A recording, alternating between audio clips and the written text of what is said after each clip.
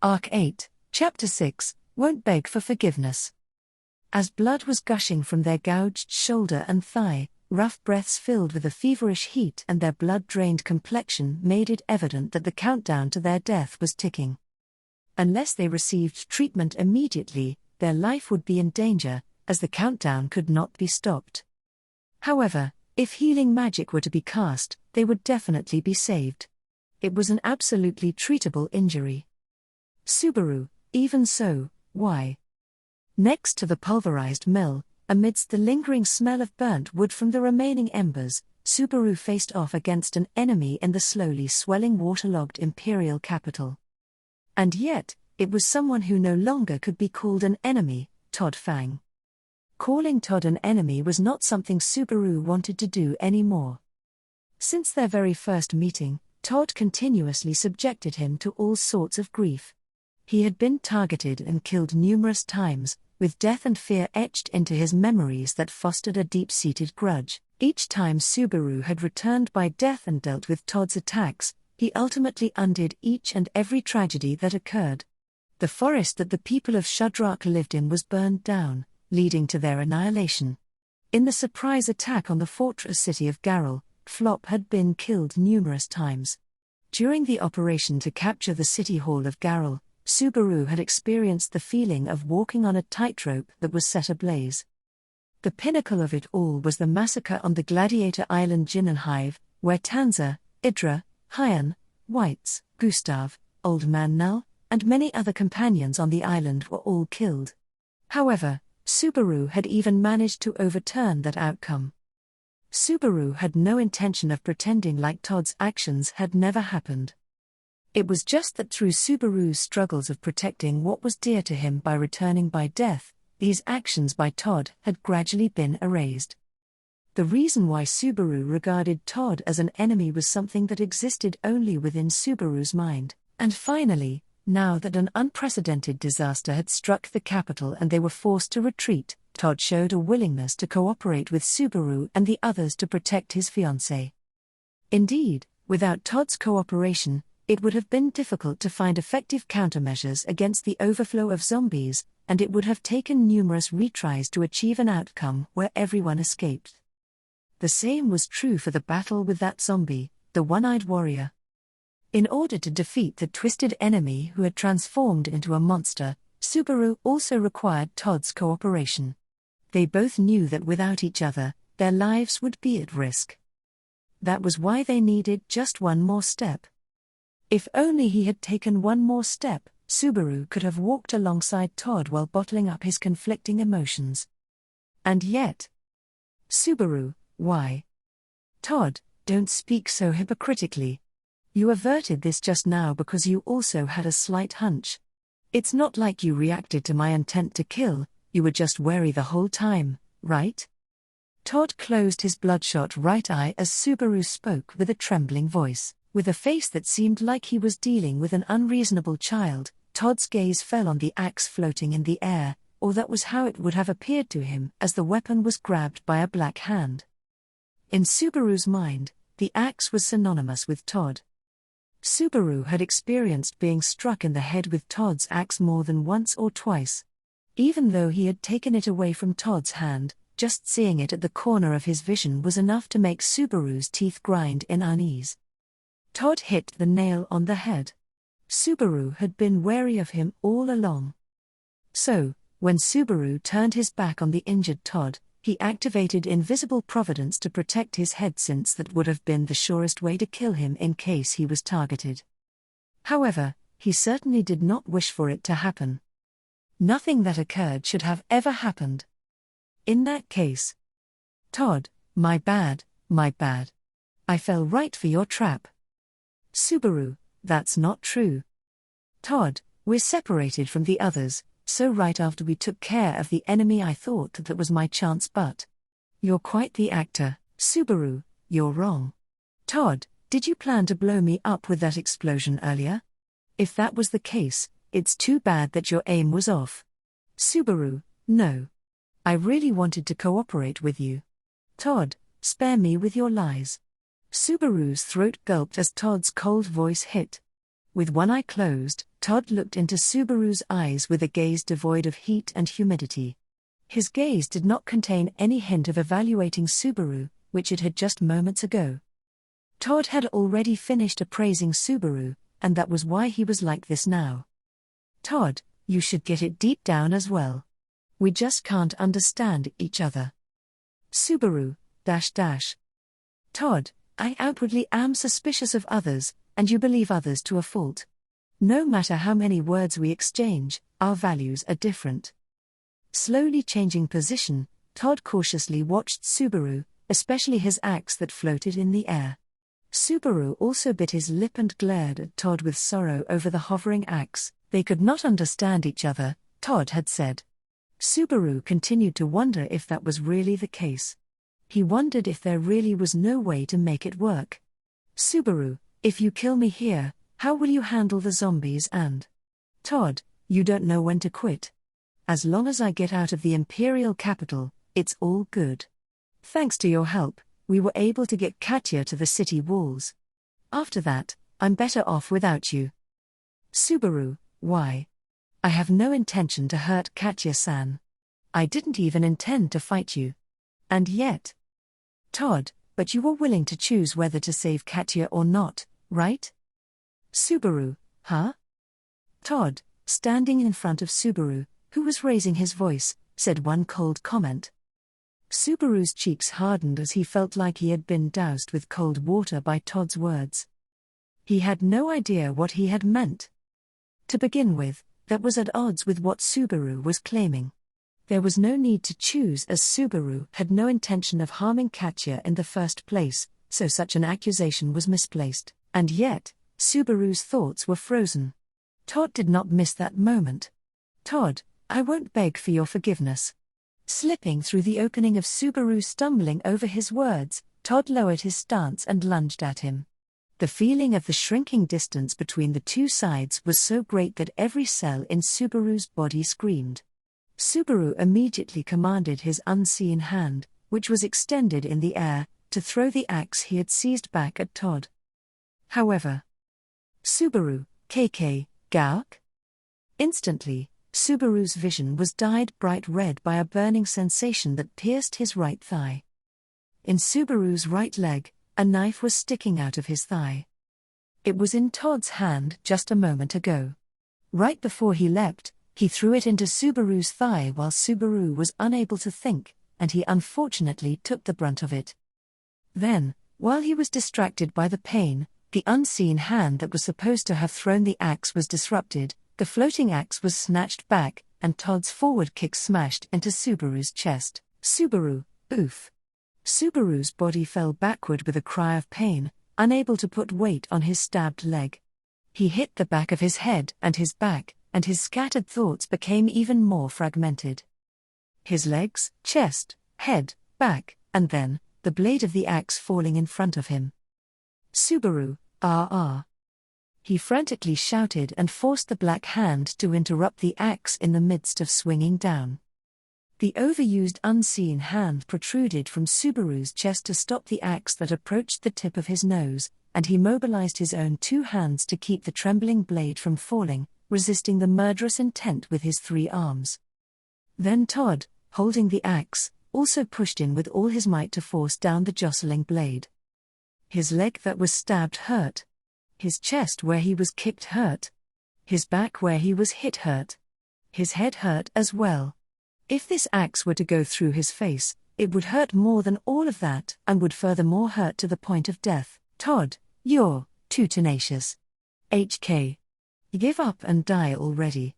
Subaru, no way. Absolutely, no way. With his hand on the ridge of the axe, Todd used his full weight to try to kill Subaru.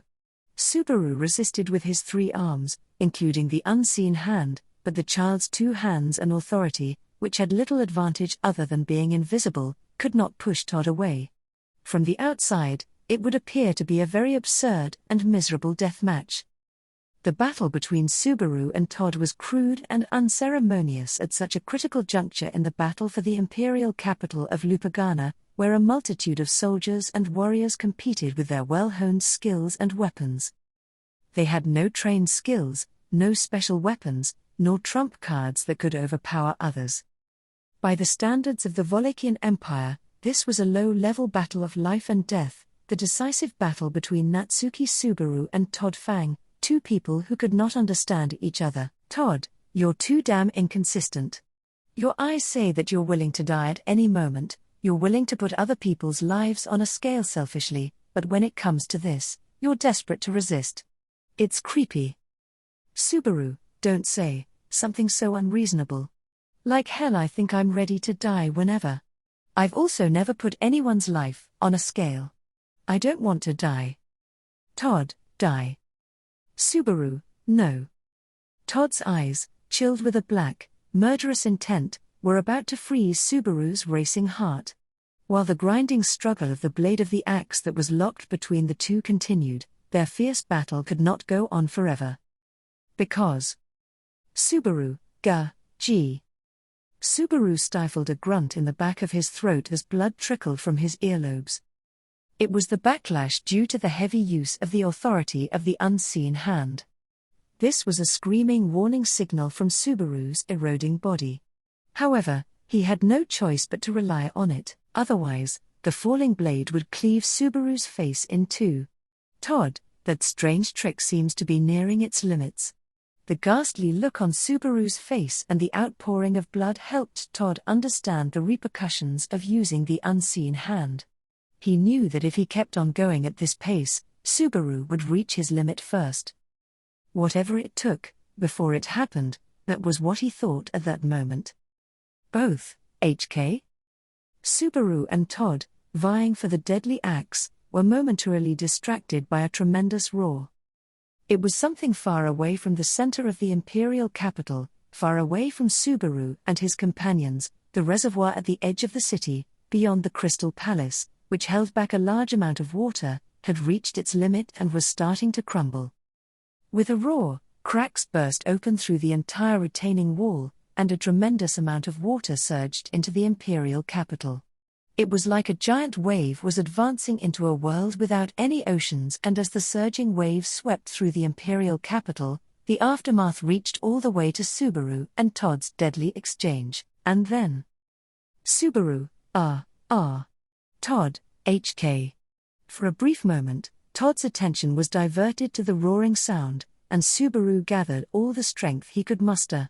As his body laid on the ground, forgetting the pain of the knife buried in his leg for the moment, he turned over onto his side and pulled the axe blade with all the might of his unseen hand so it struck the ground next to his head.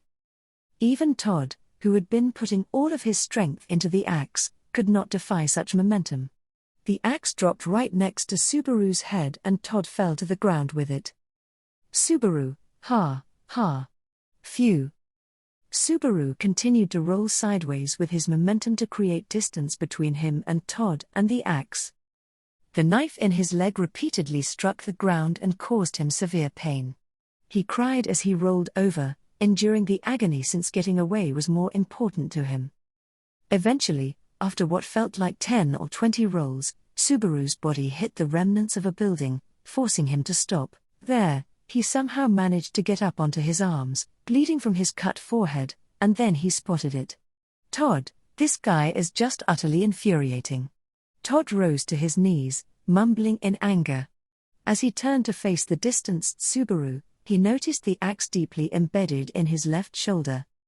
Subaru, When Subaru had managed to avoid the axe in his desperate attempt, Todd had fallen on top of it. The blade of the axe was buried deep, splitting his collarbone so far that it looked like it had reached his heart, but Todd, wiping his mouth and spitting out blood, showed none of the weakness of a dying man. It was like he was almost too tough. His body had been cut in various places due to his role as a decoy for the zombies. He had received collateral damage from the dust explosion, and to top it all off, he had an axe sticking out of his body, but he did not seem to be concerned about it.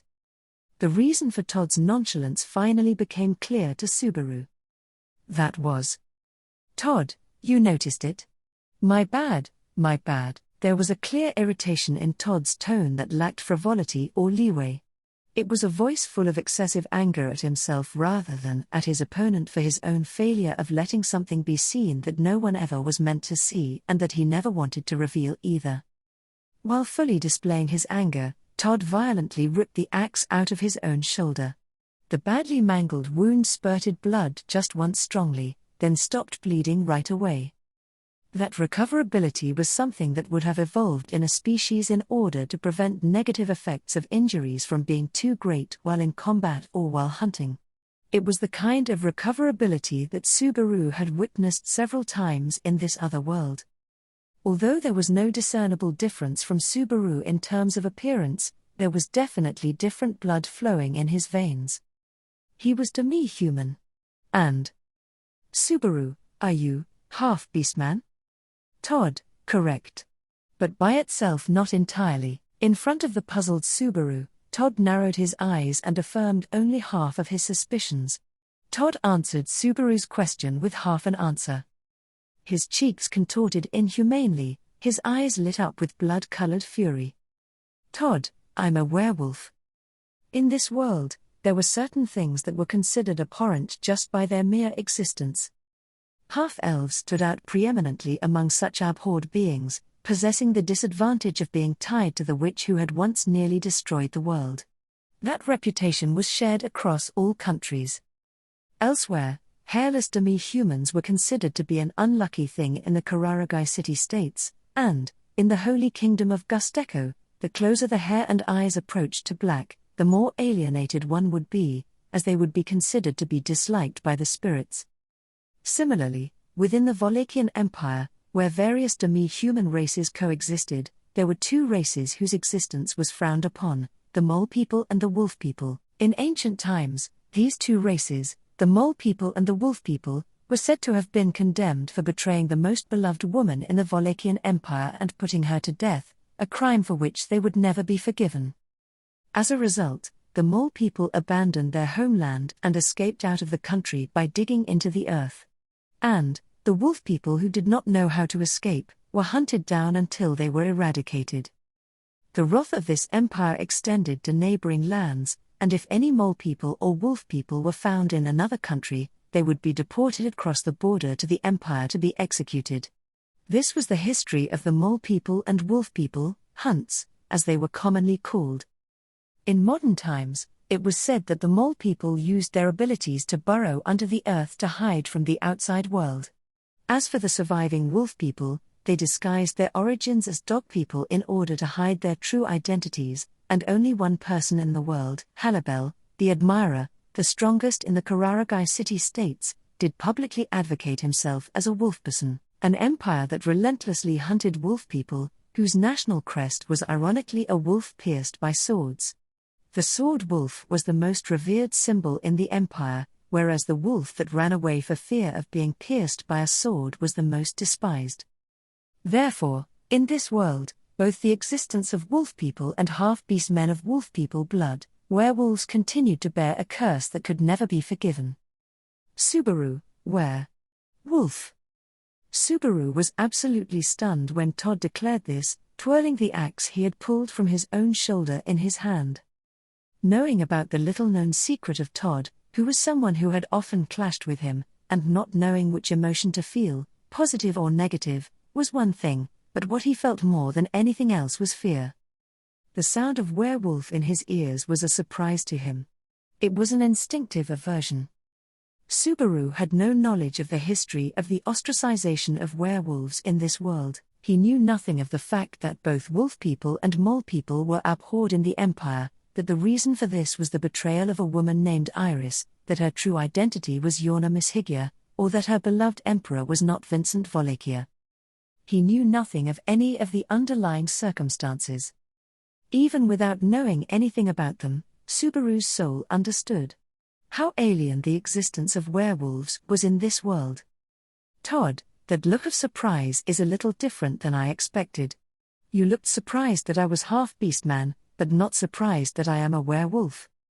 Todd looked at the silent Subaru and furrowed his eyebrows with a face that looked as if he was throwing away his expectations. Todd, but now we can do this without any strange reservations, right? Werewolves are meant to be hung. It's a curse that runs in their blood. You too. Subaru, why? Todd, Subaru, why does it come to this? I have never. He could not say that he had never thought about killing Todd, but this was not because of Todd's blood or his origins, but because his own actions were incompatible with Subaru's, and he had no choice but to clash with him. And yet, the way Todd spoke now. Subaru, don't act like blood is the reason you became my enemy. Todd, Subaru, you ran into me, many times, because it was a problem between you and me. Not because of who you are or because of your blood provoking me. Gritting his molars, Subaru pressed his fist into the ground and raised himself up. The intense pain from the knife in his leg, it raced through his body at great speed, but it also clarified his consciousness and the anger that was seething in his chest. Subaru, you're becoming a werewolf, all on your own. Todd, oh, on my own?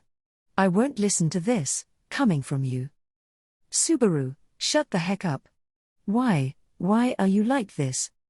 Not a single thing went Subaru's way, and when Subaru had positive feelings, it would cause negative actions, and when Subaru had positive thoughts, it would cause negative problems. After helping Katya, saving Rem and Flop, and joining forces to defeat the formidable zombies, he had now tried to kill Subaru, choking on the idea, and to top it all off, he was a werewolf. Subaru, why? Todd, don't talk to me about the circumstances of someone's birth. That's the way it is. My mother might have slept with a dog. Come to think of it, there was always a big dog living in the back of the house, maybe that was my dad? Subaru, no, I'm not. You're the one who's talking about someone's birth. Todd, Subaru, I'm not the one who's looking at you like that. HK. Subaru had no idea what kind of life Todd had as a werewolf. Nor did he even want to know. If he knew, he would probably search for a reason to forgive Todd. Therefore, he did not want to know. Subaru did not want to forgive Todd for some unavoidable reason. That was why? Subaru, I've made up my mind. Subaru muttered, his voice strained, his head jumbled with anger and pain. Hearing Subaru's muttering, Todd's eyes narrowed. Even without words, the silence prompted him to wonder what he had decided to do. So prompted, Subaru announced his decision. Subaru, I'm not going to kill you. It's not going to go the way you want. Todd, at Subaru's quiet declaration, Todd had nothing to say in return. However, he did not remain silent. He laughed.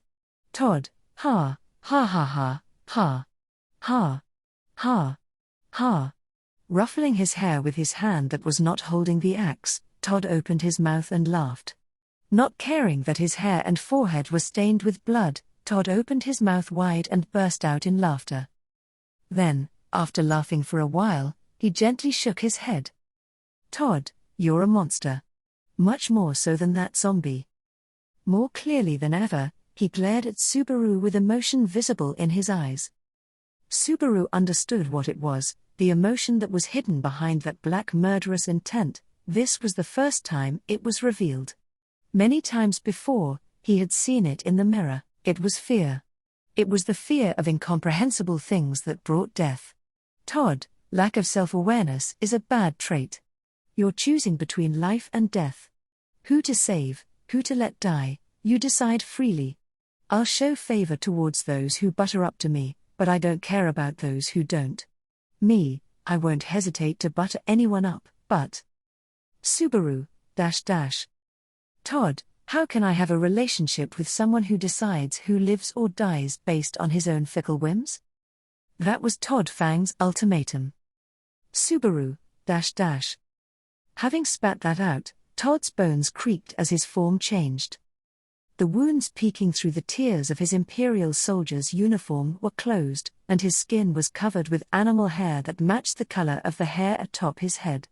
His nose protruded and his mouth grew wide as if it were ripping open, and newly grown white teeth began to sharpen, transforming his appearance into that of a ferocious beast.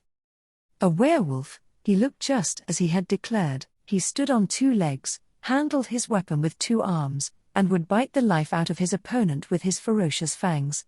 He had transformed into that type of existence. No, his true nature was revealed. Todd, die. Briefly, Todd stepped toward Subaru once again with that intention in his words.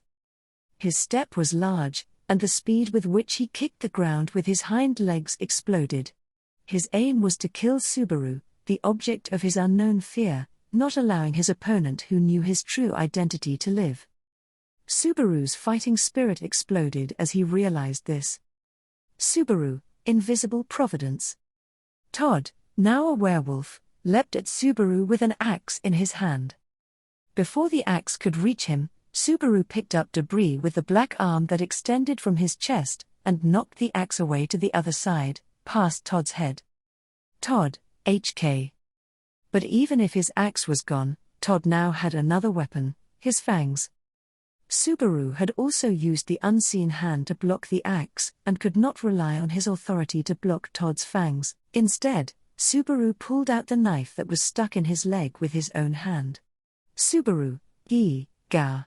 Screaming from the intense pain that he had never gotten used to, Subaru held the knife he had pulled out in both hands, and he clamped it in the gap between Todd's fangs as he bit down on it. The closing, sharp fangs were stopped by the knife, and Subaru's face was pushed down again as drool spilled from the knife-biting werewolf's mouth, dripping onto his cheeks. Todd, oh. Subaru, ah. Like that, his fangs pushed forward, closing in on Subaru's neck. While desperately trying to hold him back, Subaru screamed in pain. Subaru, I'm not going to kill you. He screamed as he was about to be killed, just before the tips of their fangs gouged into his neck. The one who was about to take a life was being chastised by the one whose life was about to be taken. Even if he was pushed to the edge and his head was bitten off, even if he lost his life, even if he was sent back to where he was in the middle of the battle, for reasons unknown to Subaru, Todd felt a sense of grief and resentment for the world. It was at that moment. That's enough. The sound of that voice caught Subaru by surprise, plucking resoundingly at his soul. Every one of the beast's breaths, every little rumble of the earth, every bit of ongoing chaos in various parts of the imperial capital, it was all a noisy hell where every sound was rampaging around as it pleased. Even in such a world, nothing could impede that voice. It was as if the very existence of Natsuki Subaru was made to resonate with that voice. Todd, go. Immediately after, as Todd's body pressed down on Subaru's, trying to bring his fangs down to end his life, Todd was blown away by a tremendous impact, slamming him from the side. Subaru, .. In front of him, Todd, who became a werewolf, was propelled into open view, and reflected in Subaru's eyes were shining and gleaming shards of raining ice. What scattered them was a hammer made out of ice. With a full power blow using a sizable ice hammer, Todd was sent flying. And the one who had swung that ice hammer with both hands, making her long, silver hair dance, was a girl in a white outfit with a stunningly beautiful figure. Subaru, Emilia. Subaru's mouth unconsciously moved to trace the name that had suddenly passed through his mind. The girl looked back, her amethyst eyes blinked, and they met Subaru's black ones. Subaru, captivated by the beauty of her eyes, involuntarily gasped. Emilia, you there, come here. Subaru, huh? He forgot to breathe, or perhaps he was holding his breath, but it was forcibly interrupted. White fingers, reaching out with great strength, pulled Subaru's body up into her arms with a strength that one could not have imagined from her appearance. Without hesitation, the girl, Emilia, picked up Subaru, who was muddied with blood as she bent her knees with an all right. Emilia, ha. With a shout, Emilia jumped and kicked the wall of a nearby building, and leapt up even higher onto the roof of a building. Subaru, wrapped in her embrace, was dumbfounded, but he soon understood. Below them, the street below the building where Emilia had landed with Subaru in her arms was swept away at a tremendous pace by a muddy stream, engulfing everything in sight. Emilia, that was dangerous. You almost got swallowed by the water. At that overwhelming sight, Emilia patted her chest in relief. Emilia's reaction did not convey much urgency or sense of tragedy, although the despairing scene was overwhelming as both the ruins of the grain mill that was blown up by the dust explosion and the street where Todd had dragged the zombie around until the grain mill was prepared were collectively engulfed in the flash flood. If she had been a little slower, Subaru would have been swallowed by the current, just as Emilia had said. If that had happened, there was no way he could have survived. Emilia, HK, who was that guy? Todd, who was on the verge of biting Subaru to death, was sent flying by Emilia. If he had failed to escape, would he have been swallowed by the flash flood as well? If he had been swallowed by the force of the water, there would have been no way for Todd to have survived that strong of water. Forgetting the pain in his leg, Subaru quickly looked around and searched for Todd in the muddy streets of the imperial capital that was swallowed up by the murky water. Subaru did not even know the answer to the question of whether he wanted Todd to be found or not. Emilia, hey, relax. Who are you looking for? Oh. Looking closer, I see that you're badly hurt. I need to get you treated right away. As Subaru looked around frantically, Emilia noticed the wound on Subaru's leg and moved to sit him down on the edge of the rooftop. Emilia, hold on. A user of healing magic will be here soon. Subaru, there's no time for that. Leave me alone, and... Emilia, you're the one who needs to get on your feet. Emilia raised an eyebrow at Subaru as he tried to stand up, brushing off her words of advice. However, her scolding was interrupted before it reached its conclusion. Her large, amethyst eyes opened wide, and he could see the scene behind him reflected in her beautiful eyes. As Subaru sat on the edge of the rooftop, the werewolf came out from behind him as it broke the water and opened its gaping mouth to bite Subaru on the nape of the neck. Subaru, .. Either the bite would pull him into the water, or it would mercilessly bite down on his jugular. It was a moment that even Emilia, right in front of him, would not be able to stop in time. Todd's dogged determination defied even the flash flood and attempted to gnaw away at Subaru's life. At that moment, don't touch. The sound of a strong wind rattled as he heard footsteps treading on the rooftop. Neither the exhausted Subaru, nor the too distant Emilia, could stop Todd's attack. Instead, it was a girl with angry, light blue eyes who leapt in. Him.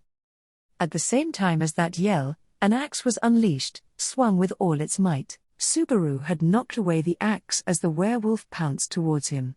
Somehow, it landed in the hands of the girl and was sent back to its owner, who was trying to bite Subaru. Todd, gar. A second attack pushed through, overlapping with the wound on his left shoulder where the axe had once deeply pierced. The impact threw off the wolfman's momentum, and his huge body was knocked away, thrown into the muddy waters. With a loud splash and a column of water, this time, the werewolf, Todd Fang, sank below the surface. Ha, ha, ha. The girl who had swung the axe, breathing heavily with her shoulders heaving, held Subaru's head to her chest. As she did so, she dropped the axe from her trembling hands into the water and knelt down on the spot. Then, the girl, Rem's light blue eyes and Subaru's black eyes met. Rem, it seems like you're fine. Subaru, I'm not really fine, but... Subaru replied in a wavering tone to Rem as he lowered the corners of his eyes with a faint sense of relief. Then, he looked behind him for Todd, who had been thrown into the water by Rem's blow. He was nowhere to be found. There was no way he could be found. And even if he was found... Subaru, HK. With frustration and bitterness welling up inside him, Subaru put his hand on his chest. Subaru and Todd could not understand each other in any way. What Subaru wanted him to understand, and that Todd did not wish to be understood, none of it. That was what frustrated him. It was so frustrating and disappointing. With that feeling of helpless frustration. Emilia, Rem. Thank goodness. Heal this boy's wounds. Then, quickly, to Subaru. Rem, wait a minute. This is the child. This boy is him. This is the one that calls himself Natsuki Subaru. Emilia, huh? That kid is Subaru? But he's so cute. Slowly, little by little, Subaru's strength slipped away on the edge of the rooftop, and right in front of him, the two women who had helped him, Emilia and Rem, were shouting this and that about Subaru. Then, with those two in front of him, the thought of how long it had been since he last had seen them talking to each other passed through his mind, and faded. Subaru, Todd, you goddamn idiot. With this sense of frustration and defeat as the final straw, Subaru's consciousness abruptly faded. Arc 8, Chapter 7, Todd Fang. Todd Fang was a soldier of the Wallachian Empire, private first class his rank. He was the fiancé of Katya Aurelie, the younger sister of his colleague, Jamal Aurelie. Starting with when he was dispatched to the Budan jungle in the east of the empire, by way of the battle with the rebel army in the fortress city of Garel, he had currently taken up the official position of subordinate to the Spirit Eater, General First Class Arakia. The siege of the imperial capital Lupagana commenced by rebels who all simultaneously rose in revolt. In this battle too, he participated as a foot soldier, fighting hard, wielding his weapon as he valiantly fought the rebels in order to protect the citizens of the imperial capital, and above all, to protect his fiancée, Katya. His true identity was that of an existence treated as abhorrent in the Wallachian Empire, that of a werewolf, subject to historic discrimination and persecution. He came to establish his own way of life as a being incompatible with others. That was unmistakably the werewolf of the empire known as Todd Fang.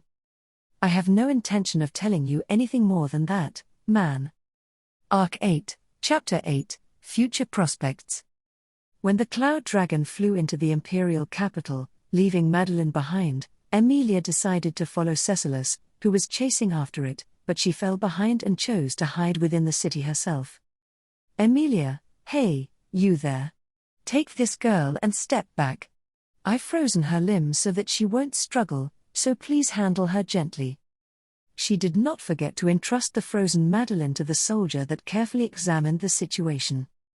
Madeline, who was frozen in ice, showed no signs of waking up, and since her limbs were strongly frozen, there should have been minimal concern about her causing a disturbance in the headquarters. Emilia, it feels like a really unpleasant atmosphere. After leaving Madeline in someone else's care, Emilia created an ice staircase and climbed over the city walls. She felt a sense of unease from the atmosphere that pervaded the imperial capital. The air itself should not have changed between inside and outside the city walls, but there was certainly a prickling sensation on the skin which threatened to unsettle Emilia's heart. However, she could not afford to be defeated by the prickling sensation in her heart and back down.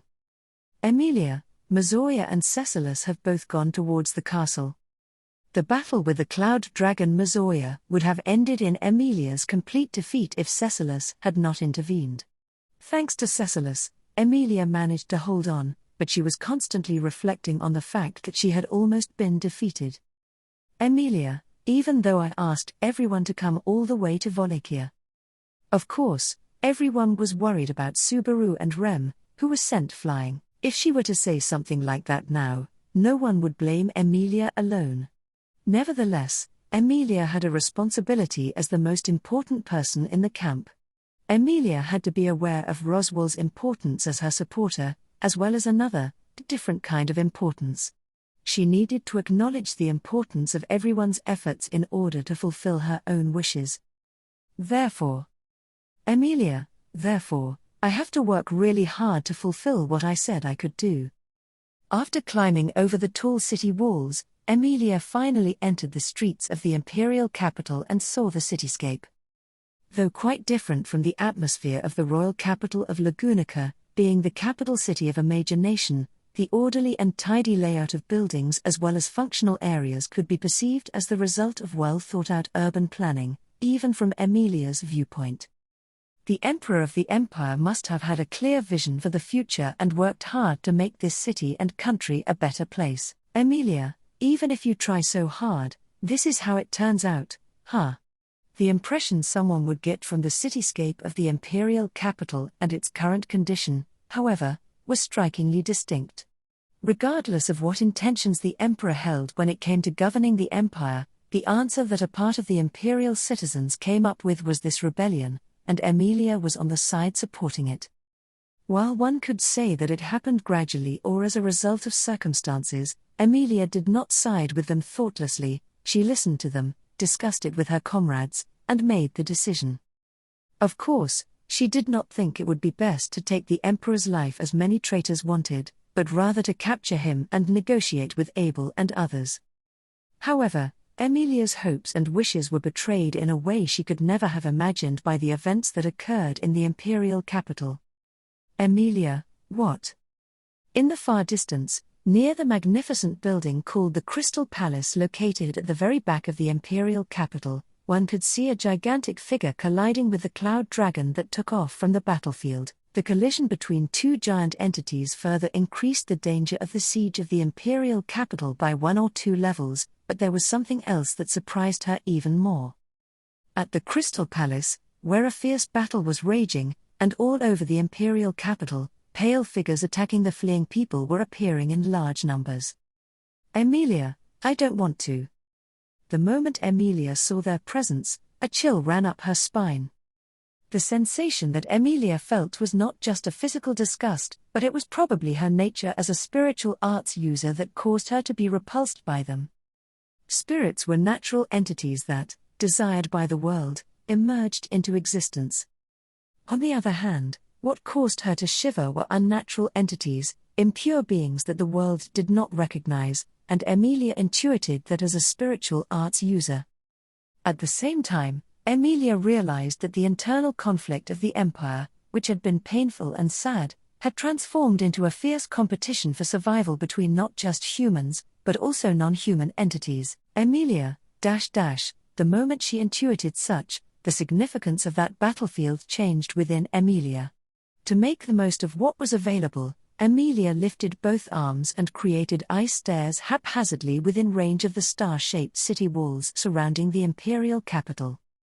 By creating ice stairs wherever she could, Emilia turned the situation of being unable to enter or leave without passing through the city gates into a situation where it was possible to enter or leave from places other than the gates, thereby increasing the escape routes. Emilia, everyone. Run to the wall. You don't have to go to the gate, you can escape from there. Calling out in a loud voice, Emilia descended from the city walls into the city. As soon as she did, a pale being appeared as if growing up from the ground and reached out to Emilia. Emilia mercilessly struck it down with a blow from an ice sword. Emilia, I think you guys also have your own goals, but... Emilia could not meekly be persuaded to sit down for a dialogue when she was being attacked by others without explanation. The ones who stood in her way were all dressed in the military uniforms of the imperial soldiers, and when they were hit by Emilia's attacks as she broke through them, their bodies shattered and collapsed like pottery. However, their broken bodies immediately began to stick back together, and they returned to their original state, unable to be fully defeated. Emilia, if that's the case, then... Even at a disadvantage, Emilia showed her boldness by not retreating there. Against an opponent who would get up even if they were crushed, Emilia steered towards icing the opponent with sword blows, rather than smashing them with sword blows. Emilia, Taya. Ta. Against the 1, then 2, then 3, then 4 enemies that rose up, Emilia kicked the walls, the ground, and the streets of the imperial city in all directions as she jumped around and laid waste with her assault. The enemies who were attacked by Emilia and had their crushed parts iced over were, as one would expect, unable to have their wounds repaired to their original state. However, there were also some enemies who destroyed the iced parts themselves and overwrote it with regeneration. Emilia, well then, I'll take that approach away from them. If the opponent responded, then Emilia would further surpass their response. If freezing a part of the body did not work, she assailed the enemies by freezing the entire body. Of course, the strength used against one enemy would be greater, but there was nothing she could do about that. Her missing endurance was made up by determination, and Emilia cleared the streets of the whole area. Emilia, go, quickly. If you go now, they won't get in your way. Run, run. Emilia guided the people of the imperial capital, who were slow to escape, by making the streets she had cleared easy to navigate. In the meantime, she herself ran in the opposite direction of those running toward the city walls and ran full speed on the road deeper into the city. Emilia, someone is committing all this badness. The enemies appearing one after another were caused by an unnatural phenomenon, meaning, like magic or curse arts, someone's will was involved in raising them. If the caster was there would basically be no resolution unless they were stopped. There was a limit to the extent of what Emilia could freeze. Fortunately, Emilia, who had a freakishly large store of mana, was still able to move, but with fighting Madeline, Mizoya's participation, creating the stairway to the inside and outside of the city walls just a moment ago, and then battling enemies that appeared one after another, she was still feeling tired. Emilia, even though being a little bit more energetic than others is supposed to be my strong point. HK. As she felt pity for her lack of strength, Emilia ran up the streets of the imperial capital. She could move faster if she aimed straight for the Crystal Palace, but she had to protect the people who were being attacked by enemies along the way. This was the limit to her speed as she was helping them. While she was thinking about this, she saw another group of people struggling to stay out of sight of the enemy on the street. Emilia, I'll make a path, right away. There were 4 enemies who seemed like they would get in the way of the group going out into the street. The moment they turned their back, Emilia leapt down from the roof of the building, and before they could turn around to see her, her ice blade flashed. Emilia, the bluish-white, glistening ice sword cleaved the atmosphere, transforming the 4 enemies who were hit by the slash into ice statues. After making sure her enemies, frozen with a look of surprise on their faces, were properly iced, Emilia converted the ice sword in her hand to mana and turned toward the other side of the street. Emilia, you're safe now. If you use the ice as a landmark, then you can make it out of here. Thank you very much. You saved us. Emilia called out to them, and a voice answered from the other side. Emilia raised her hand in response to their thanks and thought about resuming going to the center of the city once the people had crossed the road safely. That was what she had thought, but Emilia, wow, that's a lot of children. Opening her eyes wide, in Emilia's field of view a group of nearly 20 people had slipped out from the other side of the street. Moreover, most of them were children about 10 years old, all with dark hair. Emilia blinked her eyes at the very unusual group, as black hair itself was rare. There were too many kids whose faces did not resemble one another for them all to be of the same family, which made her think that maybe that was not the case. Then, one of the few adults in the group waved at Emilia. Hey, you really saved us. At any rate, we've got our hands full just trying to run and hide. I was having trouble deciding whether to play the decoy myself or not. Emilia, is that so? In that case, I'm glad you didn't. It should be fine from here, so everyone should work together and not be impatient. Understood. Miss, I thank you from the bottom of my heart. Well then, wife-san. Miss Katya, don't call out so loud. It'll be bad if those guys show up again. It was a woman at the end of the line who thus answered the call of the blonde, young man with a cheerful smile. Emilia was slightly surprised when she saw a small woman riding in a wheelchair. Emilia, besides the one Subaru made, this is the first I've seen. Wheelchairs were useful for transporting people with impaired legs, but that kind of tool was rarely seen. Emilia also knew about them because she had seen the actual wheelchair that Subaru had gone to the trouble of designing and assembling for the sleeping girl. Now that Subaru and Rem had been sent flying, that wheelchair too had been left at the Roswell mansion, but Rem, Katya-san, please don't be so angry. I understand your unease after being separated from your fiancé. Katya, don't go saying unnecessary stuff. You've been worried about those kids this whole time too. Don't only talk about me. Rem, that wasn't my intention. Emilia, whose eyes had been fixed on the girl in the wheelchair, was slow to recognize the sight of the girl standing behind her that was pushing the wheelchair. Holding the handles on the back of the wheelchair and pushing it was a girl with blue hair. Emilia, Rem? Rem, .. Involuntarily, Emilia's lips uttered that name, and her eyes met with the girl who looked up in surprise. Emilia stared fixedly at the face of the wide-eyed girl who was looking back at her. It was the first time Emilia had seen her with her eyes open, but she looked exactly like a girl Emilia knew very well. That, too, was expected, as Emilia had heard that this girl and the girl that she knew were twins. From none other than Emilia's trustworthy knight. Rem, do you know me? Raising her brow, the girl, Rem, looked at Emilia suspiciously. Emilia gasped at that question from the girl with one hand on her chest. Stuck in the middle of the pair's conversation, the girl in the wheelchair looked back and forth between Emilia and Rem's faces. And then, Katya, another one of your acquaintances? Just how many people are looking for you? Wah. Emilia, Rem. Leaping over the woman muttering something with a sour look, Emilia closed the distance between them and took Rem's hand. Rem's eyes widened at her movement, but Emilia was not composed enough to show consideration for her surprise. Still clutching her hand, Emilia teared up at the sight of Rem in front of her. Emilia, awake. Rem's awake. Amazing. This is huge. Quick, I have to let Ram and Subaru know.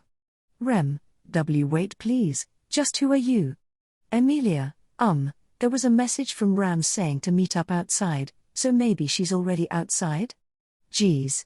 Why is Subaru missing at a time like this? Rem, please listen to what I'm saying. With so many surprising incidents, Emilia's head was a complete mess, and it was Rem who put the brakes on her thoughts. She stared angrily at Emilia, who was still clutching her hand. Rem, you also called me Rem. Are you someone who knew me from before? Emilia, no, that's a bit tough to answer. I don't remember you from when you were awake, either. So, it's weird, but it feels like we're meeting for the first time. Rem, I don't know what you mean. Emilia, I'm not very good at explaining things, so I'm not sure I'll be able to get this across properly. Emilia felt sorry and thought about what to say to the puzzled Rem. It was a great feeling to be able to talk to Rem while she was awake, but to Emilia, she was Ram's younger sister, and a girl who had been asleep for more than a year. She was also someone who had had her memories from her time awake stolen by the power of the Sin Archbishop of Gluttony. If not for what Subaru had said and Rem's resemblance with Ram convincing her that her memories with Rem were truly stolen, Emilia herself would have held no particular feelings. However, there were some things that could be discerned from Rem's account and from what Emilia herself knew. That was, Emilia, Rem, is it possible that you don't remember what happened before you woke up? Rem, well, I don't really know how to feel about there being a before and after I woke up, but yes. Emilia, so that's how it is. She had a hope that perhaps when Rem had woken up, she would have the memories of her time with Emilia and the others, and that she might be able to tell her about their previous relationship. Unfortunately, that hope was not realized, but still. Emilia, but you don't have to worry about anything. You may be really worried because you don't understand a lot of things, but I will help you, and Ram and Subaru will both be there for you. Rem, what are you, to me? Emilia, if I were to just state our relationship, I would say that we are guest and maid. But I don't think that's the only type of relationship I have with Ram, so I guess I want to have more than just that with you as well, Rem. Rem, Emilia, lending each other help when we need it, thinking together when we have problems, and facing difficult things side by side. Maybe I can't explain this kind of relationship very well. When asked who she was to Rem, Emilia was unsure. The reason for that was that her relationship with her had been brought down to zero and had to be reassembled from that point once again. So, she would only be able to convey how she wanted to reassemble it, and her prospects of it. Emilia, I want to get along with you, Rem. Let's do our very best together. That was Emilia's honest belief, and her future prospects. Rem, .. Upon hearing Emilia's answer, Rem's eyes widened and her lips opened and closed several times. However, her thoughts were not so readily put into words, and her lips opened and closed over and over again. Just like that, the moments slowly seemed to slip away, but... Flop, wife-san, I have a feeling she's on your side. Rem, Flop-san. Flop, I've met many people as a merchant, but it's rare to meet someone who is so straightforward. I'm sure she can be trusted. It was the blonde-haired young man named Flop who said this to the stammering Rem. At his bright and cheerful affirmation, Rem raised her eyebrows and then turned to look at Emilia again. Emilia met that gaze with pride in her chest. At Emilia's attitude, Rem let out a small sigh.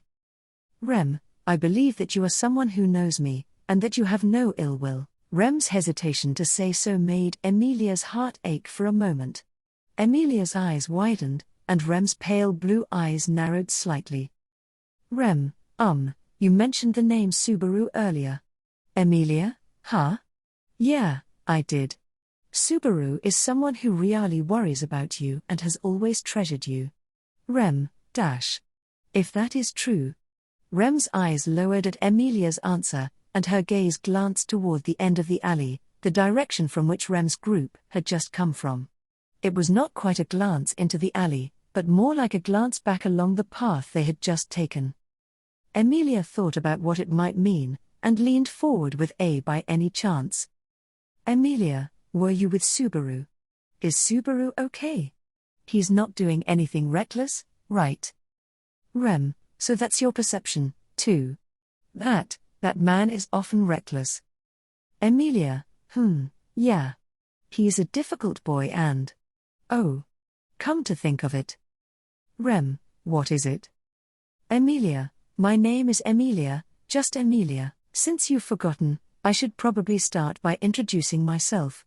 Even though Emilia remembered Rem's name, Rem did not know Emilia's, and no matter how much time passed, if she did not tell her, Rem would never be able to call her by name. After hearing Emilia's name, Rem's eyes slightly opened in surprise.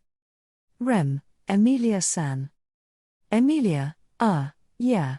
So Rem, about Subaru, is he over there? Rem, they're over there, I'm pretty sure of it. Then, upon hearing Rem speak ambiguously and seeing her expression darken, Emilia raised her eyebrows with a bad feeling. Looking at the state of the imperial capital and the fact that Rem, Flop, the girl in the wheelchair, and the children were the only ones on the move, it was not very Subaru-like for him to be separate from them. Still, if Subaru was moving separately from Rem and the others. Emilia, well then, he's being reckless again. I've got to get to him quickly. Rem, since you immediately know what to expect, then he is that kind of person after all. Emilia, yes, Subaru has a habit of showing off, so I'm always worried about him. Rem, so he is that kind of person after all. Rem nodded her head in agreement with Emilia's assessment of Subaru. Emilia was happy to exchange words with Rem like this, but the urgency of this situation did not allow for a lengthy chat. What made that sentiment even more urgent was that Katya, HK. WH what? What is that? Suddenly, a rather loud explosion echoed in the distance. The woman in the wheelchair, her shoulders jumping at the sound, looked around restlessly. While it was hard to make out from her location, Emilia could see a red pillar of fire rising from the far side of the imperial capital, followed by a plume of black smoke. It was a very big explosion. The atmosphere did not seem troubled, so it did not seem to be an explosion caused by magic. Perhaps it was ignited by fire magic stones or something. Rem, over there. Emilia, by any chance, is that the direction where Subaru is? Rem, . Yes.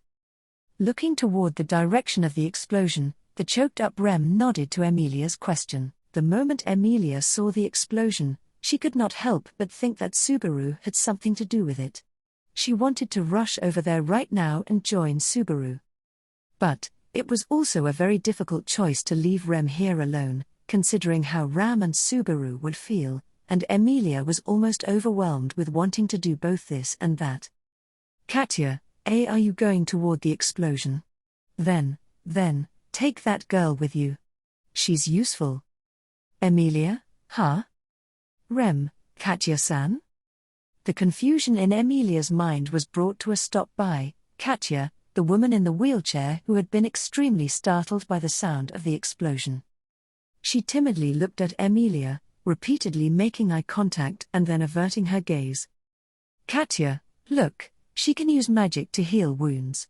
If you had that, you'd be okay, even if they were a bit reckless. Besides, it's been on your mind this whole time. Rem, I think it's Katya-san who is concerned about these things. Katya, I'm fine. And Todd, you see, that guy is a damn scumbag. He's bound to come back with a calm and collected look on his face no matter what. But, those kids aren't as tough as Todd. Rem, yes, but.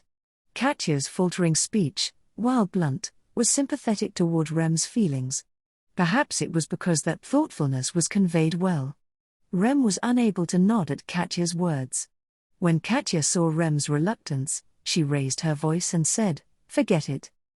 Katya, from here on, this person. She took care of it already, right? This.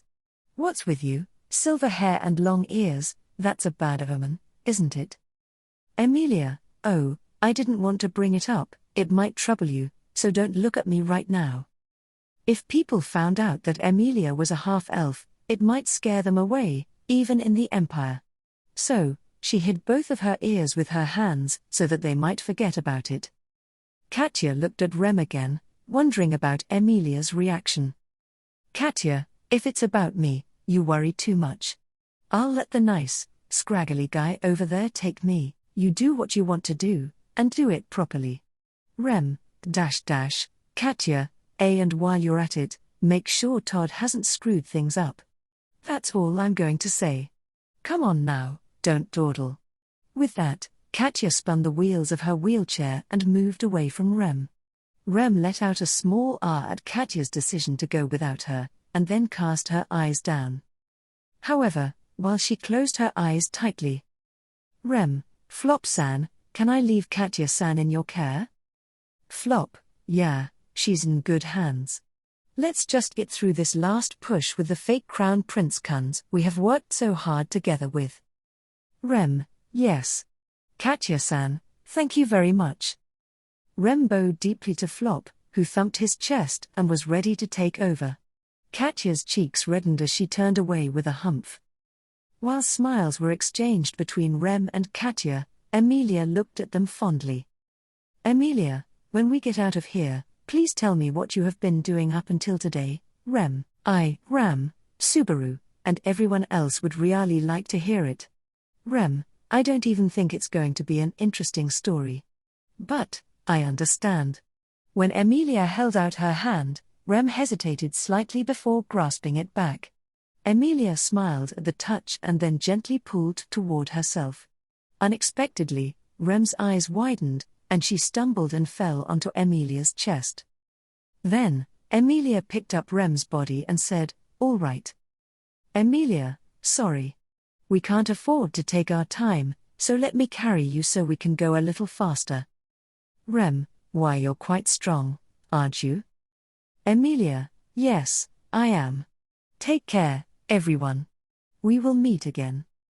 With Rem in a princess carry, Emilia called out to Katya and Flop and the others around her. Then, with a yeah, she leapt from that spot and ascended up to the roof of the building. Flop, wife San. Miss Emilia. Please be careful out there as well. Katya, why you better come back to us. With those cheers, Emilia looked down at Rem, who was in her arms. Emilia, hold on tight, I'm going to run a little fast. Rem, what kind of relationship did you and I have before? While tightly clinging, Rem muttered words as if she was wringing them out. At those words, Emilia did not have a clear answer to give, but Emilia, I'd like to know about that as well. With that strong declaration, she started running again deep into the imperial capital, with Rem in her arms. Continuing on, Emilia ran, and ran, and ran, with the feeling of Rem's arms clinging tightly to her, and then, "Emilia, that's enough." At that moment, the reunion had been made complete. Arc 8, Chapter 9, Deciding to Love. Withdrawal from the imperial capital Lupagana. Although it was judged to be a necessary decision, it was still a major incident in the history of the empire.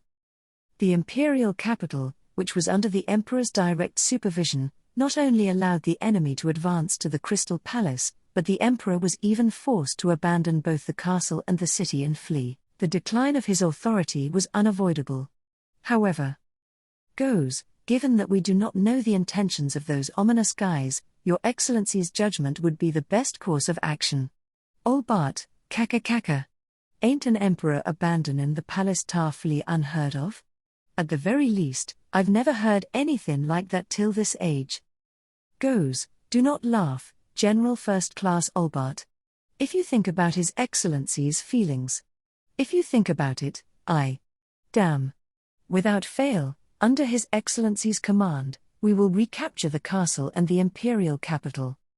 You bilk, tilde, are we running away? Your judgment is quite fast. As for me, I'm not into the mindset of fighting to the last breath, so I think that's the right decision to take. At that moment, there was no one who opposed Vincent's decision. This was because Vincent had assigned positions based on practical abilities rather than loyalty, which proved to be worthwhile. Although rebellion was also incited due to differences in opinions, ultimately, his closest and most trusted ally had betrayed him. Therefore, any differences in loyalty were merely a margin of error. In any case, it was time to begin the retreat. Vincent, Olbart Dunkelken, buy us some time. If left alone, Moguro Hagane will be defeated quickly. We cannot let the reservoir be destroyed yet. Olbart, geez, it's not good to overwork the elderly. How about using goes instead? Vincent, agility and swiftness are the specialties of a shinobi. Fulfill your duty without indecision. Olbart, just warnin' ya, even I can't catch him if he focuses on flyin', you know. Above, Borleroy to Meglif, who had died, cut through the sky of the imperial capital as he flew. After listening to Olbart, who implicitly said that he still had his skills from when he was still alive as the greatest dragon rider from the Wallachian Empire, thus conveying the toughness of their opponent, Vincent, even so, entrusted the task to the monstrous old man. As Olbart said, while there may have been some differences in aptitude, Goes could still fulfill the same role. However, when speaking of differences in aptitude, there was a role that Goes must fulfill. This loud and overbearing general was exceptionally trusted by his troops. Therefore, Vincent, Goes Ralphon, make use of your absurd volume. From now on, what we need to retreat from the imperial capital is manpower. Gather any scattered troops in the vicinity. Goes, yes. Leave it to me, Your Excellency. Right away. Without hesitation, Goes nodded and jumped onto a nearby pile of rubble with his bare upper body. There, he took a deep breath and shouted to the world where the thunderous noise of the titanic Mogoro's battle echoed. His incredibly loud voice raised objections to the shaking air of the imperial capital. Goes, listen up, sword wolves of Wallachia.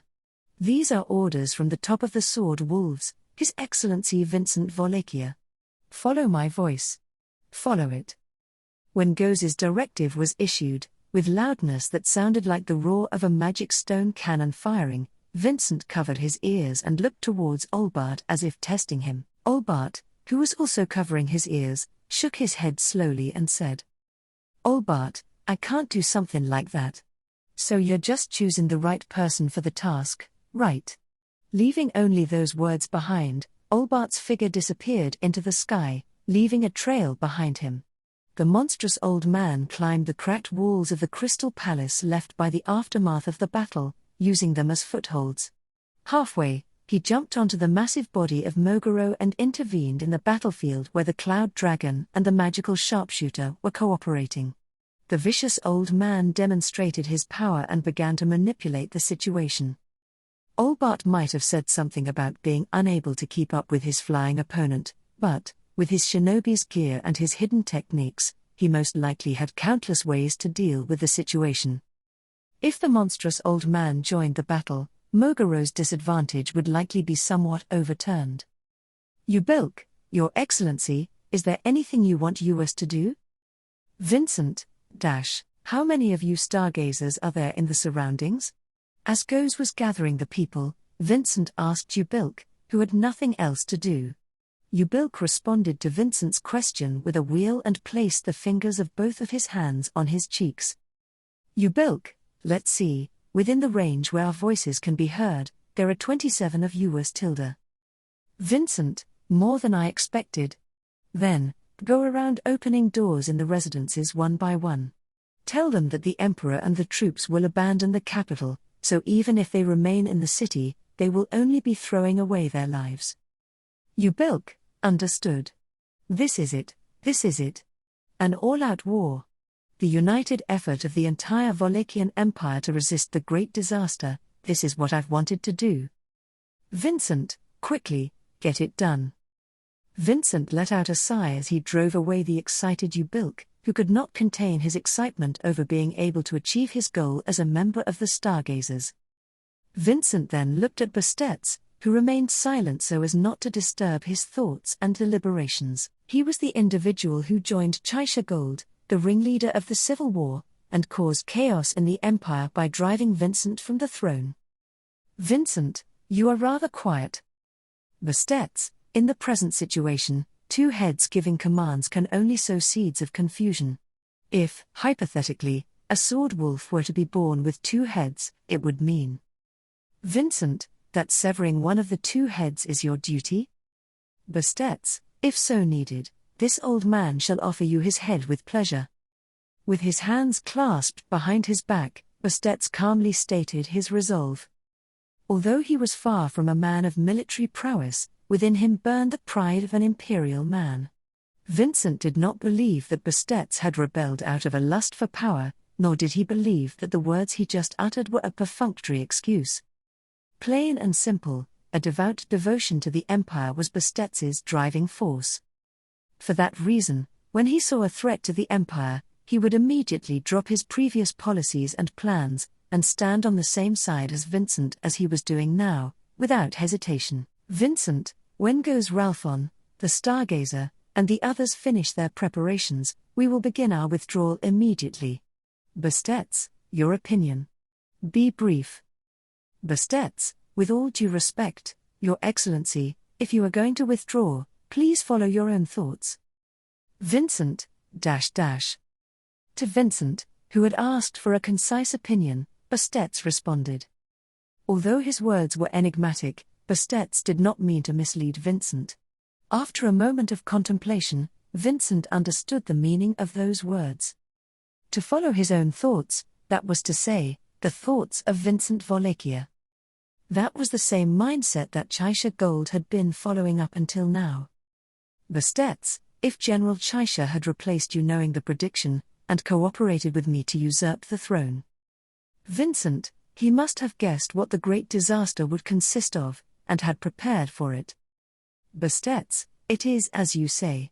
And it is something that only Your Excellency the Emperor could notice, and anyone other than Your Excellency the Emperor would not notice. As Bastetz spoke, with one eye closed, Vincent contemplated.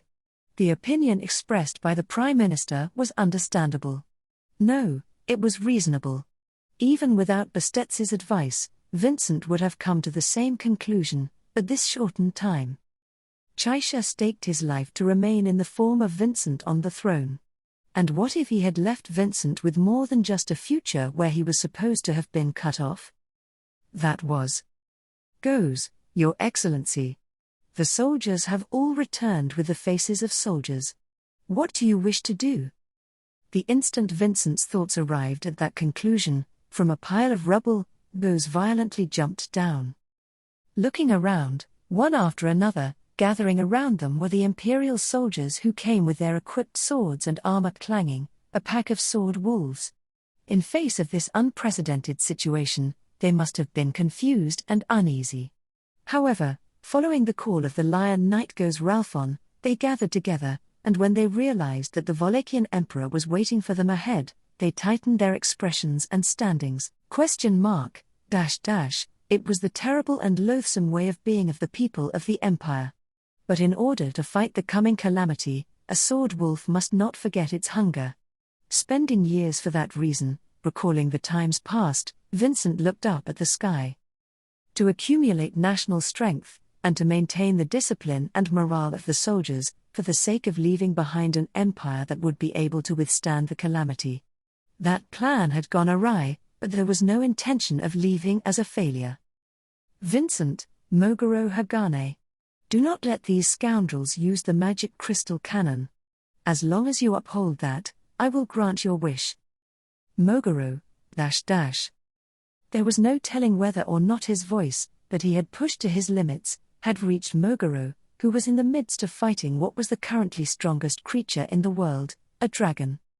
However, that noble meteor listened to human words attentively. They looked as if they did not have ears, but they were reliable. Then, having sent out instructions to the assembled generals, Vincent lowered his gaze and surveyed the faces of the soldiers who had gathered around him. Then, looking at those sword wolves, whose will to fight was undiminished, he continued. Chaisha Gold, if he had truly embodied Vincent Wallachia. Vincent, we are withdrawing from the imperial capital. We are heading northwest to the fortified city of Gartla. Then a plan to oppose the great disaster should be in that land, such was what he loudly declared. Both the imperial soldiers and the rebels that were a part of the battlefield had begun to realize that the struggle to set the course of the Wallachian Empire had changed shape. With the degree of confusion that spread everywhere, and the change in ambience, striking that it was, fully enthralled in battle, the sword wolves were therefore aware of such an atmosphere and sensed the interference of unsavory intentions.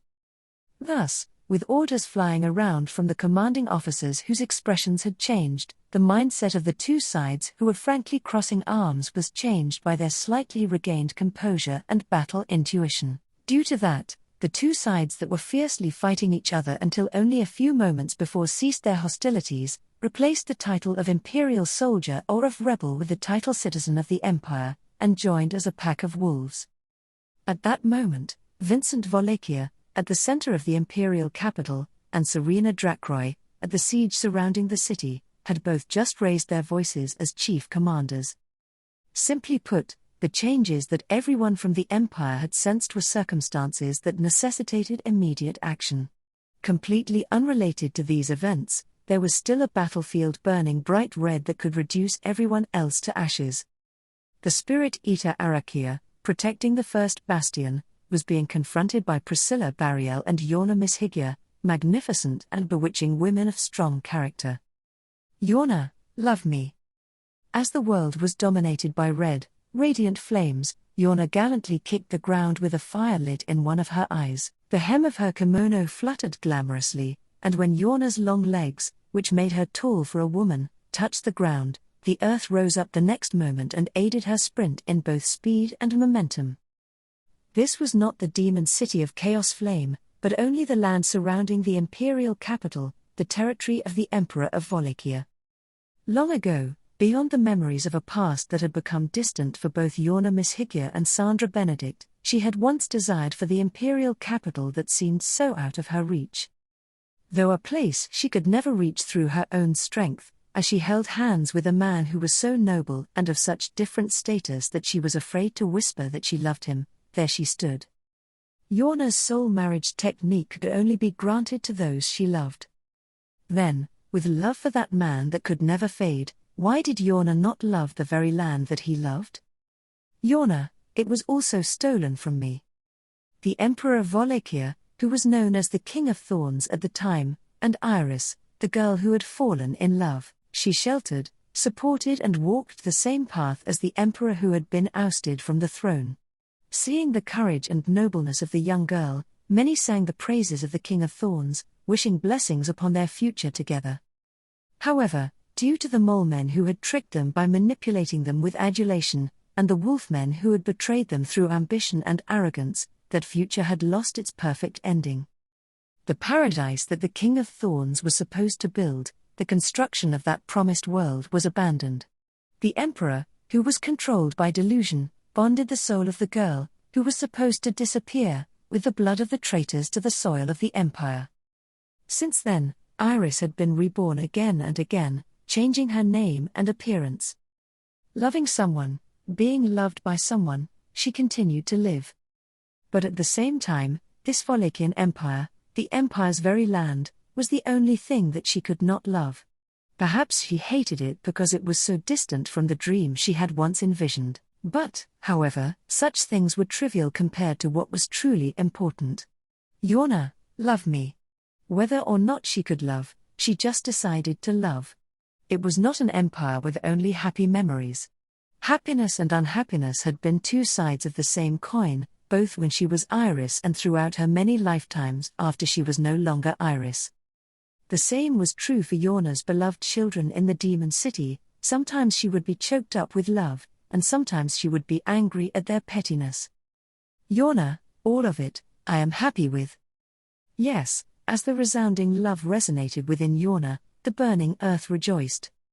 The solid ground, which was only supposed to catch her footsteps, gleefully lashed out, and the bouncing earth served as a foothold for Yorna, sending her high into the sky. Spinning around, Yorna's thick-soled heels fell on Arakia in midair. Arakia attempted to let it pass through her by assimilating with the air surrounding her. However, Yorna's kick burst through the brown skin that it should have slipped through. Arakia, ah? Her kicked shoulder exploded with pain, and Arakia gave a small gasp at the impossible impact. Arakia's body, which had been assimilated with either fire, wind, or shadow, exploded from the impact, and her expression, which had rarely displayed such fiery emotion, was colored with pain and surprise.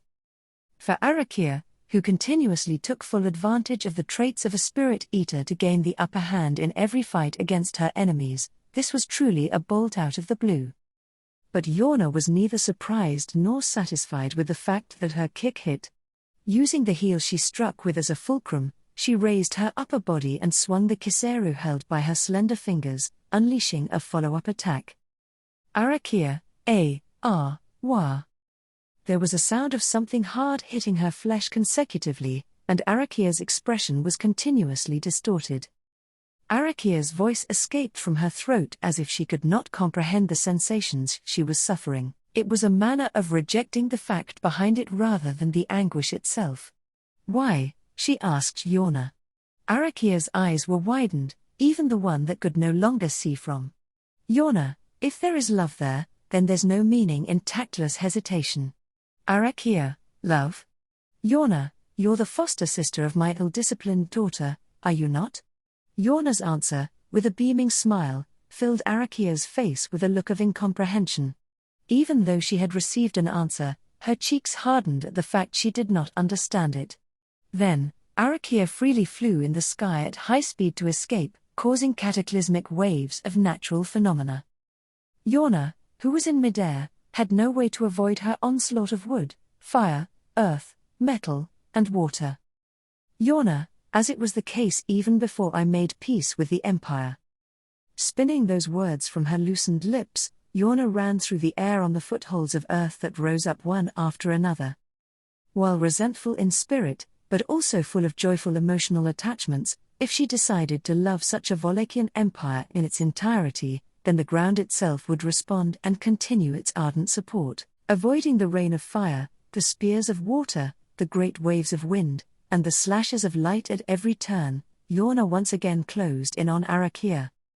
No longer did Arakia have the advantage of being in the air since the ground reached wherever Yorna stepped, allowing her to reach the same height.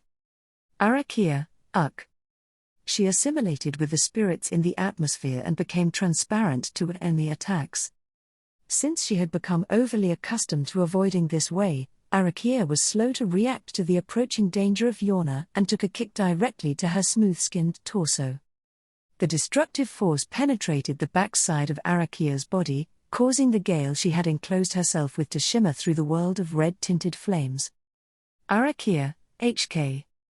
Finally, pain was etched on Arakia's face, overtaking her look of surprise. This was definitely a sign that Yorna's attack was pushing Arakia over the edge. Up until now, while the flow of events going in Yorna's favor had been something to be proud of, Yorna was still not optimistic. That was because Arakia, you would never. HK. With her cheeks contorted in pain and anger, Arakia grabbed her tree branch and slammed it into Yorna. It was simply picked up and used as an ordinary item, and yet it had never been broken, even in the midst of these natural disasters. Like a great treasured sword, it showed its true value in the hands of the Spirit Eater. Yorna caught the swinging branch with her kiseru that she held in her upraised arm. The edge of her mouth quivered slightly as the two glared at each other up close. Yorna, ku.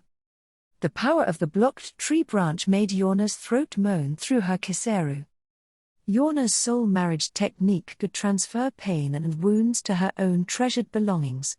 Naturally, this was a secret technique that required an appropriate level of attachment and dedication. However, Yorna's hairpins, earrings, and obidome, all of which had been donated to her by her beloved residents of the Demon City, were not consumed. In spite of this, Yorna herself was suffering pain. The answer was simple and clear: love was never a one-way affair. Yorna, love me. Once she decided to love the Empire in an intermingling of love and hate, as well as discipline Arakia, with whom she had fallen into a hostile relationship, she needed to aim for compatibility instead of forcing one-sided love on her. This was the exact opposite of how Yorna Miss Higgia's soul marriage technique was originally intended to be used.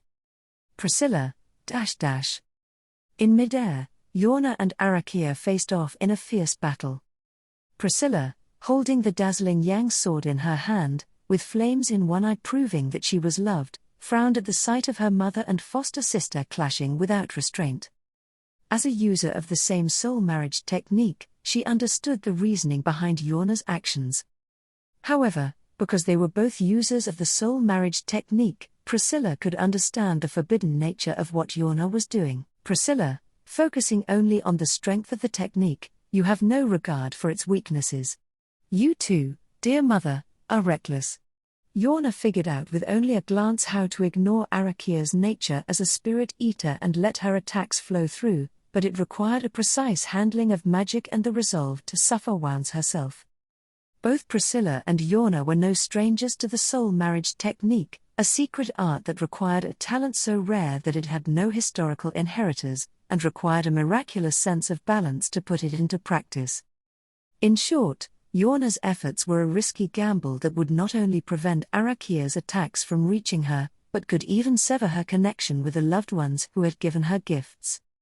Priscilla, Priscilla was neither foolish nor heartless enough so as to not contemplate why Yorna would take such a risky gamble to face Arakia and turn her head. For the sake of Priscilla, Yorna embraced that taboo. Priscilla, in order to avoid a situation in which she would have to kill Arakia. Priscilla, with mine yang sword, I shan't have to brave the same crisis as dear mother. To cut what one wanted to cut, and to burn what one wanted to burn, was the true essence of the yang sword's properties. When its true value was demonstrated, its white flame could deliver Priscilla's slashes without regard to Arakia's characteristics, even if Arakia had all natural phenomena as her ally. While maintaining the effect of the soul marriage technique, the attacker was able to reach their opponent. This was exactly what happened when Priscilla and Arakia met again for the first time in nearly a decade, and under these circumstances, Priscilla could obviously not entertain the notion of doing the same thing. So, Yorna smacked Priscilla on the head, and fought on the forefront as such. Priscilla, to strike mine head like that. It was tempting to argue that she was a mother, but that was precisely the case. Reflecting upon her feelings, she realized that before Yorna struck her on the head with her kiseru, Priscilla had been uncharacteristically enthusiastic. Upon arriving at this point, she felt that she had to deal with Arakia herself. However, Priscilla, a spirit eater's karma, is it? It was inevitable that a manufactured species such as Arakia would be endowed with particularly distorted characteristics. To wield great power, one must pay the appropriate price. Not to mention Priscilla's yang sword or soul marriage technique, the same was true of Arakia's spirit-eating powers. Of course, Priscilla had heard of what kind of being Arakia was born to be when she accompanied her. She even did her own research. However, she was not careful enough. The result gave Arakia, who could not stand without support, a pillar called Priscilla. Priscilla, if mine radiant sun were hidden, the world shall be cloaked in darkness. For 10 years, Arakia lived in a world cloaked in darkness. Perhaps it was impossible for someone to fill Priscilla's role, but would someone not have cast a ray of light upon the shadow? When she decided that she could not bring Arakia, she had thought Vincent would, but Priscilla, that would be impossible. Furrowing her brow at her own thoughts, Priscilla dismissed the idea. At the time, when she was still young and bright, Priska, she was mistaken. She thought she could trust her older brother with such a task, but that was a miscalculation.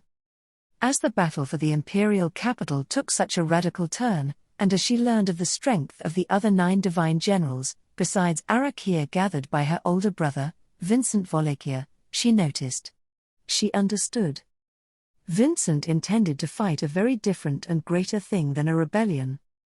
Moreover, he had no intention of surviving at the end of the battle.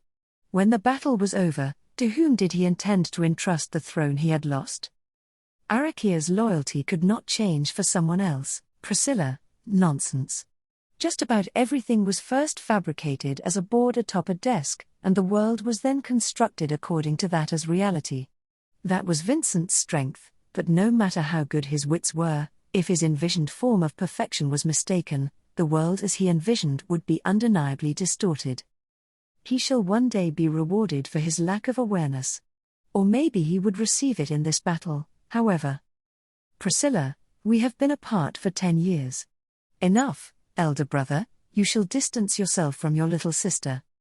Priscilla strode forward, casting dishonor on her counterpart, who was absent from the scene. The sky was dyed red with flames, and the earth was raging at the behest of the flamboyant.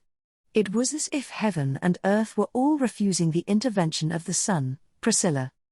However, to such a presumptuous world, Priscilla Bariel, or rather, the daughter formerly known as Priska Benedict, had only one thing to say: Priscilla, everything in this world is made for my convenience. At that moment, it was wrong to express what Arakia was feeling as humiliation or shame. Humiliation means that there must be no name for the feeling of being lowered by regret. Shame meant that there could be no sense of pride in being disgraced by falling behind. Arakia had no attachment to her name or pride of any kind. The highest rank of second, excluding Cecilus, who was considered a completely erroneous presence among the esteemed imperial 9 divine generals. This individual possessed unparalleled qualities known as the Spirit Eater, not only within the empire, but also throughout the entire world, making her an absolute powerhouse. Despite being blessed with the status and abilities that many people desperately desired, those things could not become the pillar that supported Arakia as an individual. Arakia defined herself as a beast in the wild. Beasts that lived by hunting other creatures had no pride in their fangs and claws. No, Arakia only thought so, but beasts did have their own pride and ways of doing things. That being the case, Arakia's self-perception was far from even that of a beast. Fire, wind, water, earth, light, shadow, untouchable phenomena. There was no will that intervened, only the realization of what was desired. Arakia wanted to be a phenomenon, neither man nor beast.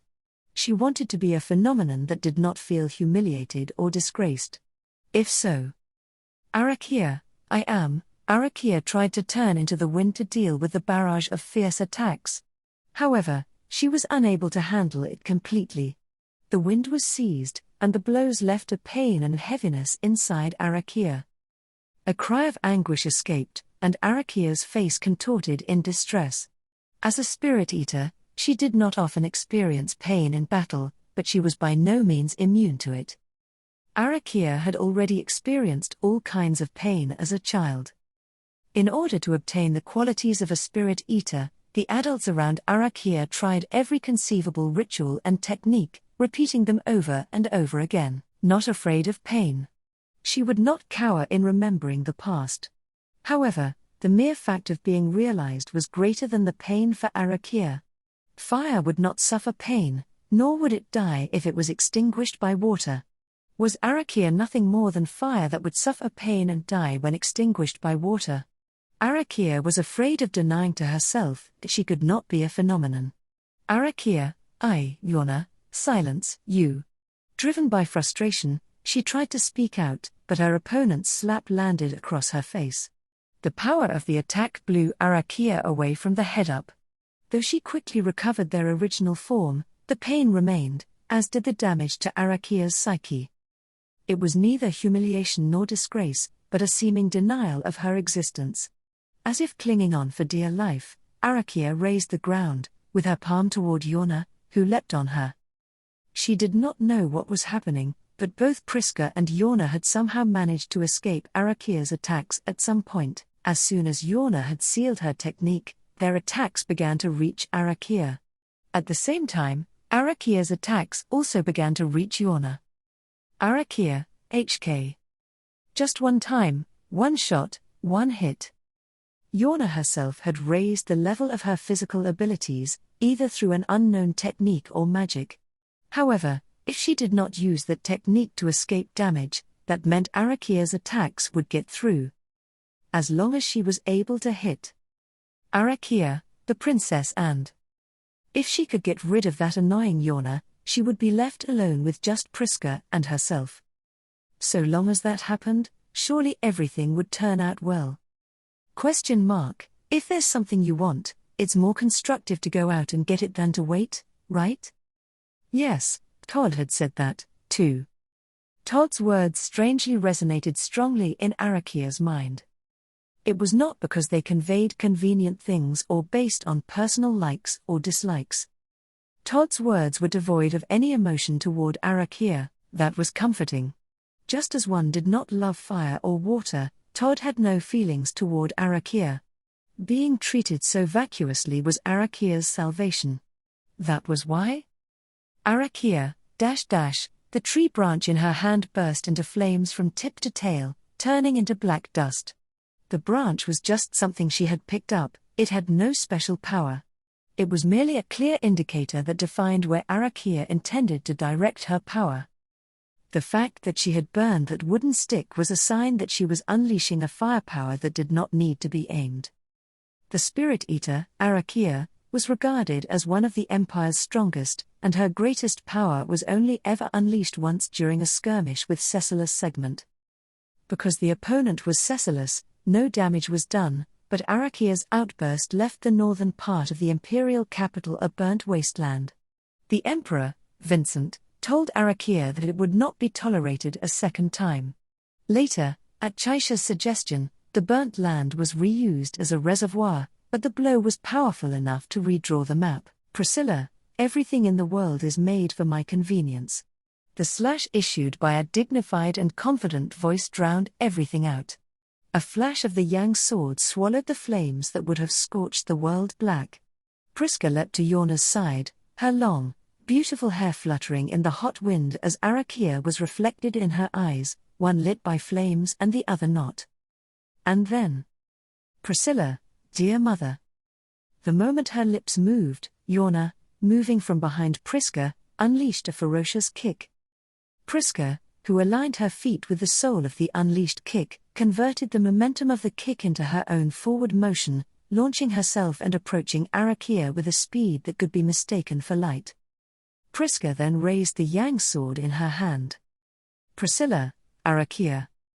With a flash, and a single word, Arakia's movements were all sealed off. The reflexive defensive action of Arakia, an evasion that blended her with the atmosphere, was twisted and crushed by Priska's flash, mercilessly piercing her entire body. Arakia's consciousness was cut off. Ironically, just like when she had turned the northern part of the imperial capital into a scorched field, Arakia's most powerful firepower was unleashed, but right after that, she was struck by Cecilus' flash, and had her consciousness cut off in a similar way. But, finally, in the end, she heard it. Priscilla, my yang sword cuts what I want to cut, burns what I want to burn, and strikes what I want to strike. As she said this, Priska had swung the yang sword, while Arakia fell. She had not realized it had not been the sword's blade, but rather the hilt, that had been pointed towards her. The boy smiled. No matter the time, he was always smiling. Even if the color of the sky changed, even if these vast lands violently fissured, even if a natural disaster yet unseen by those blue eyes assailed upon the world, and unprecedented events tried to get in his way, he would smile. Had he gone crazy? Yeah, he was crazy. Had he been drunk? Yeah, he was drunk. Not on battle. Not on alcohol. Not on love. Not on blood. Absolutely, thoroughly, unquestionably, a maniac. Definitely, undoubtedly, unequivocally, a drunkard. That boy continued to smile. If he did not do so. Boy, folk who are busy wouldn't perch their eyes on the stage of a boring actor, now would they? Even when nothing happens, tears could be spilled. But, was it possible that, even when nothing happens, one could smile? If so, then smiling would be the beginning of something. Smiling would signify that a tale was beginning to unfold. Whether that tale had already begun, or was just beginning from here, he did not know. That was to say, smiling was proof of one settling their resolve to rise to the stage, such was how the boy defined it. Therefore, boy, by all means, feel free to smile. How about it? You've gone through great trouble to get everything fully prepared up till here. If possible, giving you a big laugh would feel just as good as defeating you. Boy, oh, is it possible that it's strange for me to be here? If you perhaps think that one of your allies disobeyed you and spoke about it or something, that would be a needless worry. I don't really know why, but I just came all the way here on a hunch after all. Cheerfully smiling as he clapped his hands, he firmly planted his zori on the ground and stopped putting on airs. Behind him, the bulwark of the reservoir was fissured, water continuing to gush out, and standing in front of it, blocking the way, the boy, Cecilia Segment, saw the figure of an antagonist before his eyes. That was. Whatever shall I do with you? How arduous. Deliberation, required. With a great number of dead people following behind her, was a witch of short stature.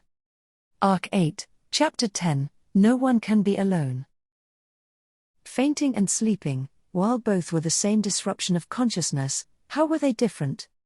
Surely, Subaru, who was probably one of the world's leading experts on fainting and loss of consciousness, did not understand how the two were different. What he could say for sure was that if both fainting and sleeping had the effect of resting the body, then it seemed to him that fainting had only about half that effect. It may have been just a matter of feeling, but that was how he felt. That was definitely because, unlike sleeping, in fainting, the feelings of the people around oneself were too different. If one had no connection with anyone else, and no one was worried about them, maybe there was no difference between fainting and sleeping. However, Subaru, his eyelids trembled, and a weak sigh leaped from his throat. With such a frail and helpless gesture, while bringing himself back to reality, Natsuki Subaru slowly awoke from the darkness. Subaru, Subaru raised his face from the shore of reality he had pulled himself to, and for a moment, he forgot to catch his breath. What came into his view was an unfamiliar ceiling. How many times had he woken up in an unknown place like this and used his head to try to find out where he was? However, what would normally be a solitary task was not so this time. Beatrice, oh, you finally woke up, I suppose. Subaru is such a hopeless oversleeper, in fact. Subaru, Beatrice. A familiar, lovely face filled in Subaru's view of the unfamiliar ceiling. Beatrice, with her drooping eyebrows and pale-colored eyes, was looking at Subaru. She was the girl who had probably shared the most waking moments with him. And, when Beatrice entered Subaru's field of vision, he realized that his hand, which seemed to be lying in bed, was being held, and his lips loosened. Subaru, by some chance, did you hold my hand this whole time? Beatrice, of course, I suppose. Betty is Subaru's partner, in fact. Besides, Subaru tends to go everywhere too much on his own, I suppose. If you don't like being chained up, then holding hands is the most effective way to keep you in check, in fact. Subaru, as expected, you really understand my personality well. Subaru could only chuckle at Beatrice's pouting face, as he could not come up with a retort. Subaru always found a way to do what needed to be done, even if he was chained up, but it was always heartbreaking to release a hand that had been held. Subaru was sensitive to pain, so that was the most effective way to keep him from leaving. Subaru, so where are we? Right now, what are we doing? Beatrice, calm down, Subaru, I suppose. It is understandable that you want to be concerned about a lot of things, but more importantly, first, look around you, in fact. Subaru, around me? Beatrice put her finger to her lips and feigned seriousness at Subaru, who wanted to know what was going on. Subaru, who had been feeling restless and impatient, was stopped in his tracks and made to blink as he followed Beatrice's advice to look around at things other than her and the ceiling. And then, he sucked in his breath. Around himself, resting on his bed, he saw many people snoring. Subaru, The cabin was not spacious at all. With only the one bed that Subaru was sleeping on, it took up half of the cabin's space. Within that cabin, there were more than 10 people packed tightly into it. In addition, it was an unthinkable assembly. Subaru, Tanza and Garfield? And Hyan and the guys and Louis and even Otakata. Beatrice, that's not all, I suppose. Betty may have won one hand, but the other. Being told this, with Subaru not only having his right hand clasped by Betty, he turned towards his left hand and realized it was also being grasped. There they were, tightly clutching his hand, sleeping with their upper body stretched out on the bed. Subaru, Petra. With a large ribbon fastened on her head, even the little girl's sleeping face was adorable. Generally, how many hardships and rough patches had she overcome in order to hold his hand? He was not familiar with Petra's traveling clothes, which were covered in dirt, filled with the concerns that a little girl had about being stylish. To be in that condition, it was proof that she had finally managed to arrive here. Beatrice, but the hardest thing that Petra had to do, it would have been seizing the chance to hold Subaru's hand. In fact, it was a struggle for everyone, I suppose. Subaru, hey, you're saying everyone wanted to hold my hand while I was sleeping? No matter how you say it, something that's stupid is. Beatrice, it is not stupid, in fact. Subaru almost laughed at this joke, but Beatrice's quiet voice stopped him. Subaru's eyes opened wide as Beatrice raised her tightly clenched hand and pointed it out to him. Beatrice, everyone, we were all really worried about Subaru, I suppose. If holding Subaru's hand would help you, then even if it's just that, we're ready to do anything, in fact. Subaru, Beatrice, just a little. Subaru should be more aware of how big his presence is, I suppose. For a long time, that's what Betty has been telling you over and over again, in fact. Quiet, the tone of her voice sounded somewhat dismayed, but Beatrice's words were filled with far too much compassion. To say something like that with those eyes and voice, it was impossible for him to disregard it. Even Subaru did not presume to think he did not have an impact on everyone around him, nor that he should not be held dear, however. Subaru, just because I shrank, everyone's become too overprotective. I don't know about that. For me, rather than the overprotectiveness of those around him, should Natsuki-san not first reflect on his shrinkage? Subaru, Suddenly, Subaru's shoulders jumped at the voice he heard. The voice unexpectedly jumped in, coming from the entrance of the narrow cabin, and examining the expression of the one who slid the door open. His soft features were ever so great to see, goddammit. Subaru, Otto? Otto, yes, it is me, but please be quiet. Please consider Petra-chan's and Garfield's feelings. Subaru, their feelings. Otto, it was like this, They are waiting for Natsuki-san to wake up, you know? Of course, it was because they wanted to be the first to speak with the awakened Natsuki-san. But, if they found out that I showed up like this and took that privilege, how much would they resent me? Subaru, ho, you're such a bad guy. Otto, even with Natsuki-san shrunken like this, you do not seem to talk any less. Putting his finger to his lips and lowering his voice, the young man that had appeared, Otto looked around the cabin. He made a troubled expression. The inside of the chamber was so crowded that there was almost nowhere to step. Otto looked annoyed, but somehow managed to find a foothold and walked over to the bed. Otto, Beatrice-chan, you too, thank you for taking care of Natsuki-san. Beatrice, there's nothing to be tired of, I suppose. More importantly, are you going to inform them, in fact? Otto, of course, I will make sure to let everyone know that Natsuki-san is awake, but... As Beatrice looked at him with a reproachful gaze, Otto spaced out his words while smiling bitterly. As he made those spaced-out words sound more important, he looked at Subaru lying on the bed. Otto, although it pains me, since I was witness to Natsuki-san's inopportune waking, before things become too noisy, I would like to raise a personal complaint with you. Subaru, the nerve of you to act so nice. Otto, yes, I am a merchant after all. Touching his hatless head, Otto laughed with a face free of offense. That smile, it gave Subaru the same chills that the gaze of his enemies did, or the same chill he felt when he incurred Tanza's displeasure. While experiencing this sensation, Subaru took a deep breath. Admittedly, partially because he was sent to the Wallachian Empire, Subaru believed that he was not as much at fault as he was for the ensuing troubles. However, it was true that he had made people worry. No matter what kind of complaints he was hit with, he would take them in stride. Subaru, okay, give me everything you've got. But, my mentality has also been suitably trained here.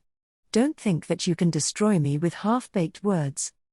Otto, what kind of boast is that? Well, I do not intend on giving you a long lecture.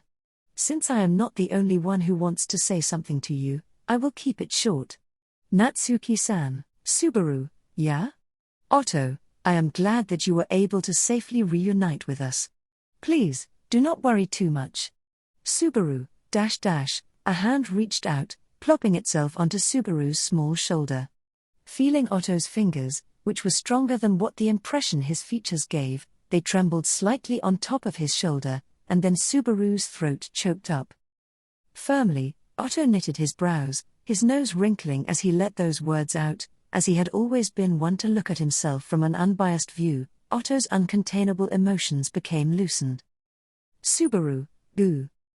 His trained mental resolve, and his readiness to accept any blow, all of it was for naught. Those words that Otto had let out were a killing blow, mercilessly destroying Natsuki Subaru's barriers, driving a fatal blow into the bare soul underneath. In short, it was foul play. Otto, in any case, this works best on Natsuki-san, right? Subaru, you bastard. HK. In front of Subaru, whose whole body was trembling, tightening his expression which had just been on the verge of crumbling, a daring, calm, and implicative smile emerged on Otto's face. Having been completely led by the nose, Subaru could not help his face turning red from the sense of defeat. No, there were other methods. As payback to Otto for being outwitted, though it was far from being a win, it was at least a way to not let him escape with victory. That was. Subaru, I've lost, it's a complete loss, Otto you bastard. Otto, eh? While his face was red, Subaru had a wicked smile as he declared his defeat in a loud voice. The second he heard this, Otto's face turned pale and he shouted. At that, with Subaru and Otto's back-and-forth argument echoing within the confines of the cabin, naturally, one by one his sleeping companions heard them, no, rather the sleeping lion pack began to wake up. And like that, with joy and reproach, there was an eruption of feelings of joy and sorrow. Inside of that noisy cabin, beside the troubled Subaru and Otto, Beatrice watched it from beginning to end with her chin resting on her hands. Beatrice, Good grief. They all act far too much like children, I suppose. Saying this, with the attitude of a lone bystander, she looked over this scene with affection. The simultaneous evacuation of the citizens from the imperial capital Lupagana. That was a matter of great importance that had begun while Subaru was unconscious, and among the large group engaged in that, Subaru had woken up in the cabin of a dragon carriage allocated to the transportation of important individuals. Pulled by a great number of ground dragons, it was a mobile sleeping quarter, an extraordinary product that could be used for both evacuation and recuperation. With such august treatment, it seemed Subaru had been taken out from the imperial capital. Hyan, bro. I'm real glad you're safe. When the power left my body along the way, I got real damn worried. Not knowin' what might have happened to ya. Whites, I wouldn't care if the bearded bastard died, but if we lose you, the battalion be finished. If you're on the verge of death, use me or anyone else as a shield. Idra, Whites, his phrasing bothers me, but I agree. Schwartz, I am truly glad that you've returned. Both as a member of the battalion, and as my own individual. Those were the reactions of the ones firmly within the group that had been waiting for Subaru to wake up, of the 3 in his unit who had accompanied him since the Gladiator Island, comprised of Hyan, Whites, and Idra. Regardless of Idra, who had gone with him during the battle, Hyan and Whites must have been especially worried, having gone off separately. That was not the only reason that he had to apologize to those 3. Subaru, my bad.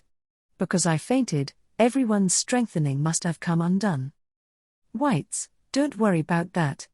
Luckily, that only happened when we were already starting to evacuate. Hyan, that's right. The only one who nearly died from that being cut off was this skull-looking bastard. He was in the middle of supporting a crumbling pillar. If the governor hadn't been there, he would have been crushed to death. Whites, didn't I tell you not to speak of that? As usual, Whites' thoughtful concern for Subaru was ruined by Hyan's uncalled-for comment. Seeing the scenery of the quarreling duo, Idra shrugged his shoulders. In the midst of the imperial capital, with Corleonis having come undone, he, who should have been exposed to danger as a result. Idra, as White said, don't sweat it, Schwartz. From the moment that we decided to follow you, whatever would happen beyond that point would be our own responsibility. Subaru, but. Idra, and even if I say that, I know that you're the one who's gonna be worried. I'll leave the rest of the discussion to those girls who seem to have known you longer than we have. As always, Idra was good at wrapping up the conversation rationally. Thanks to this, Subaru, who could only make emotional objections, was silenced. Idra left the cabin with Hyan and Whites, who were still grappling with each other. Like that, as the 3 of them were leaving, a small figure was about to follow them. Subaru, Tanza. Tanza, I sincerely apologize for not being of use at such a crucial time. I am truly glad that you have been able to return, Schwartz Summer. Despondently hanging her head, Tanza responded in a formal tone. Thinking back to the time when they were separated in the imperial capital, he could understand Tanza's regrets about her own lack of strength. However, that did not seem to be the only reason for her dispirited expression. Subaru, what's wrong? If something happened. Tanza, No, it is not something that I should talk to Schwartz Summer about right now.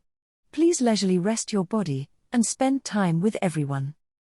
After a moment's hesitation, Tanza also exited the cabin without saying anything more. He tried to reach out towards her frail back, but both of Subaru's hands were occupied. Still, Subaru's heart appealed to him, not wanting to leave Tanza alone, having made such a face. Within his heart, he firmly decided that he would definitely hear the reason for that face later. Then. Subaru. After seeing off those who had left the cabin earlier, what formulated in this moment, as if it had been eagerly waiting to call out to him, was a lively voice in the tone of silver bells, tenderly striking upon his eardrums. Subaru, a beat, was the time he needed to both react to that voice, and turn towards it.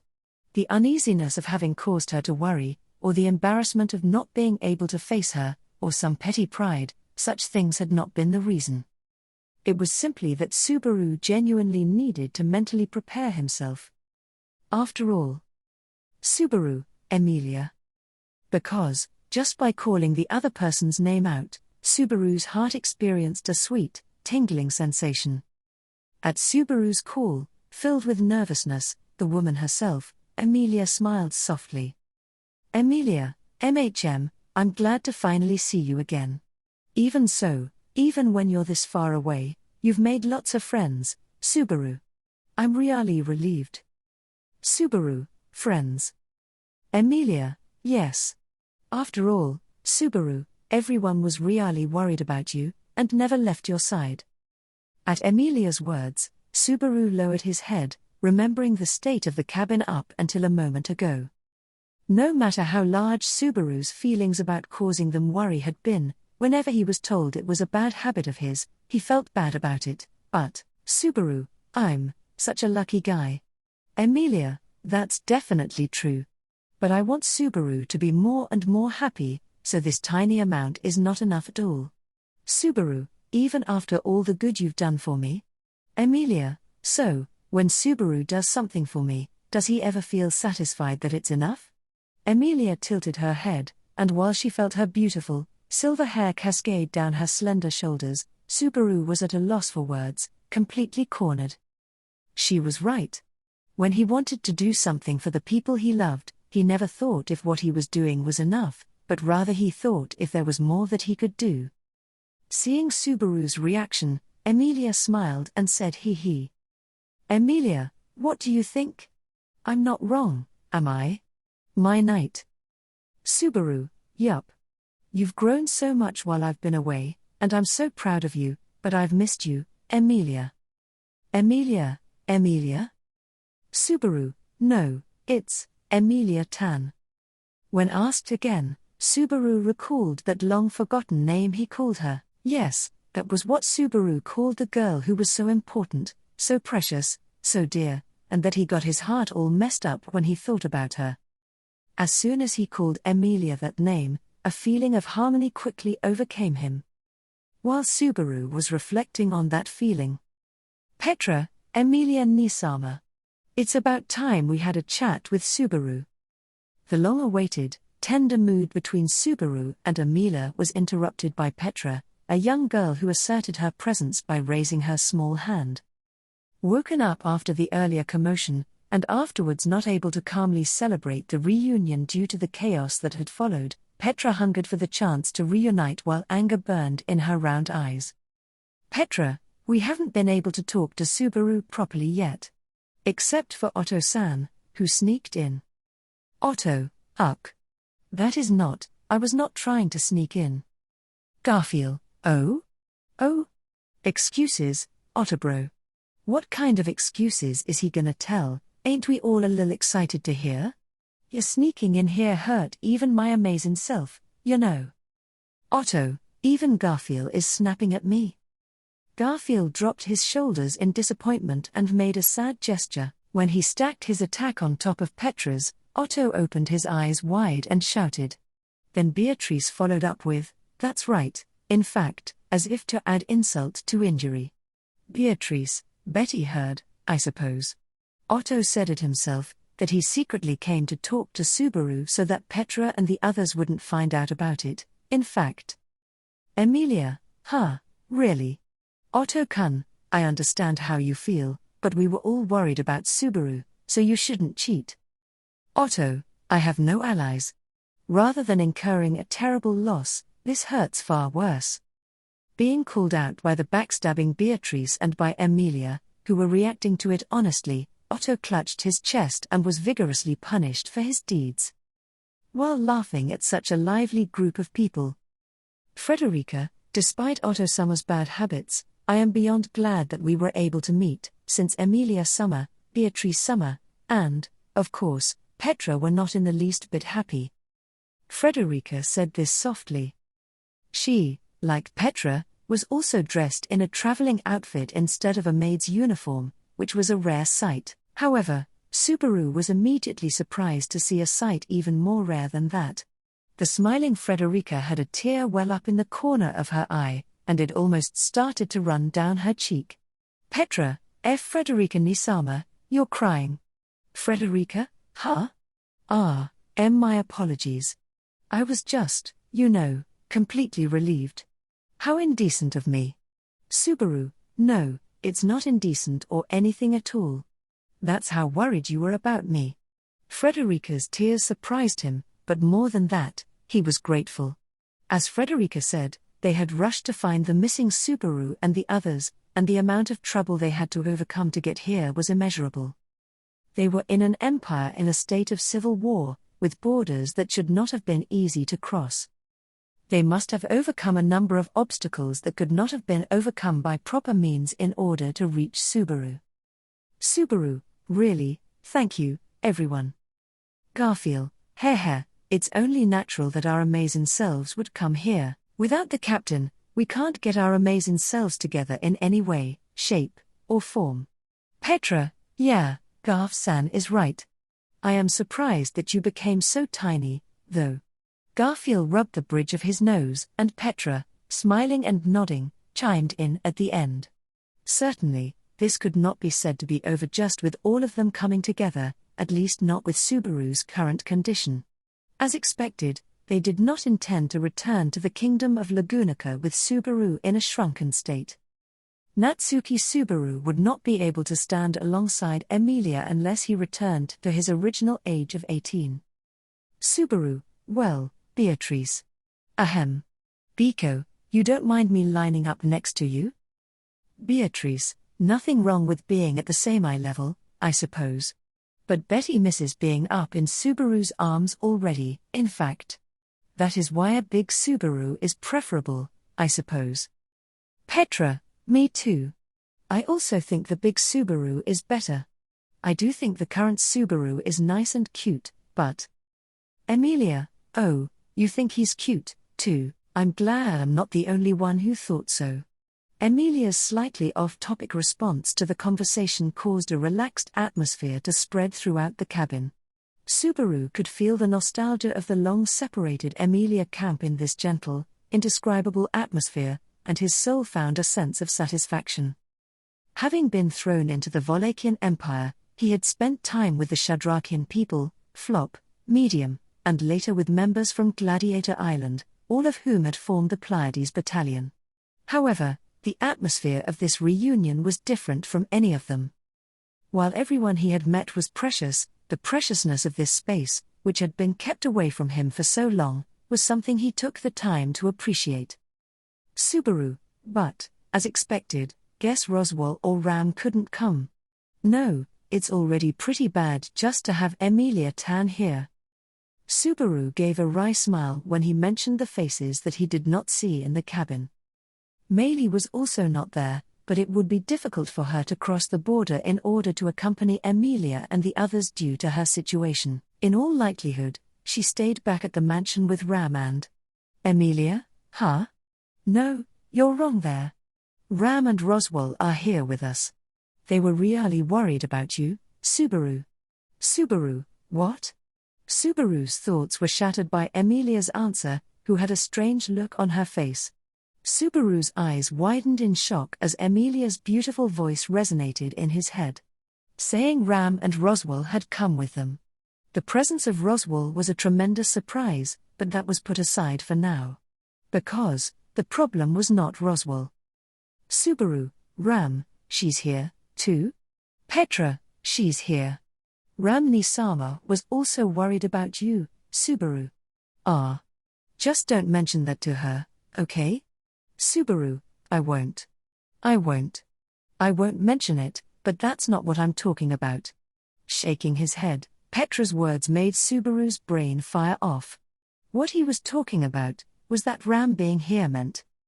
Subaru, did she already meet with Ram? Emilia, As soon as Subaru asked the question, everyone's expression except for Subaru suddenly became tense. That reaction was what Subaru had feared the most. Emilia and the others' reactions, which were of the I forgot to tell Subaru variety, told him that it had happened while Subaru was sleeping. The reunion of the separated sisters, Ram and Rem. Subaru, wah. I so wanted to be Thea. Emilia, sorry, Subaru, but we wanted them to see each other as soon as possible. Subaru, I know, I'm such a damn idiot, HK. Covering his face with his hands, Subaru exclaimed about his own stupidity for having missed the historic moment. Emilia and others tried hard to comfort Subaru, but this was no one's fault, and Subaru's wounds would remain unhealed. If pressed to say, it was Subaru who was the most at fault for having slept during such a critical moment. Even so.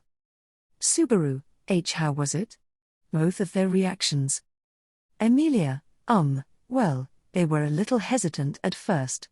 But it felt really special. I even cried a little, too. Subaru, gra. Beatrice, Emilia.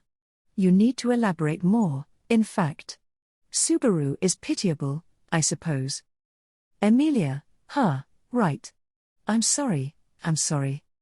Even so, the frustration did not abate in the slightest, so Subaru's frustration stayed in full. As Subaru shed tears of frustration, he realized once again how much he hated the fact that when he was about to really cry, this childish body could not hold back the tears.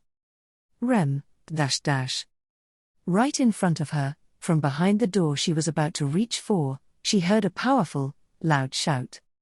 The bellowing voice and its contents stopped Rem from moving, and her mind was racked with hesitation, her shapely eyebrows furrowing together, wondering what to do. Louis, you, oh? Rem, I'm sorry, Louis-chan, I know you want to see him. Right beside Rem, Louis, hugging her around the waist, looked up at her curiously. When the unconscious Subaru woke up, Louis wanted to talk to Subaru herself, but she held back and rushed to Rem's side. Then, she took her by the hand and led her to Subaru's sleeping quarters. Rem, The voices coming from inside the cabin belonged to Subaru and his companions. Putting it like that, it may have sounded like an outsider's matter, but it seemed that these friends were also closely related to Rem. Like with Subaru, Rem did not really feel a connection with them. Rem, they're not bad people at all, I know that. The group, led by Emilia, who was the first person she had met among them, had come in search of both Rem and Subaru, and they were clearly considerate of their companions, full of action, and above all, good people. According to what she had heard, they came from the kingdom neighboring the empire, even though they were forbidden to cross over, and even participated in a civil war with which they had no connection. All of this was done to save Subaru, or rather, Subaru and Rem, who had been caught up in the Empire's rebellion. In the same way that Rem could also not escape from this struggle in the Empire. You can hear Barusu's rapacious voice. Rem gasped slightly as suddenly a voice called to her back while she was thinking. Instead of Rem, it was Louis, who was hugging her around the waist, who turned around to look at the other party. They looked back at Louis, who was looking at her, and let out a small sigh. Stop glaring at Ram with such an accusatory look. This was a tough love lesson for Barusu. No, there's no love, so it's just tough. Yes, a purely tough lesson. Rem, does that mean you don't like him? There's no hate, just many opportunities for disdain. With that said, Rem also turned to the other party, who was slowly walking toward her, their shoes making a sound. She took a beat to turn around to look in that direction, as she needed to muster up the courage to look at the other person's face directly. After all, that face was familiar to Rem's, even though she had no memory of it. It was Ram-san. Ram, what a cold way to address Ram, considering she's ready to be called older sister. Rem, for me, everything was so sudden that. The woman who stood in front of her, clutching her elbows and puffing out her chest, Ram, that was how she referred to herself, and that was how she was referred to by those around her, bore a lot of resemblance to Rem herself. The differences were the color of her hair and eyes, and the overwhelming pressure of confidence overflowing within them.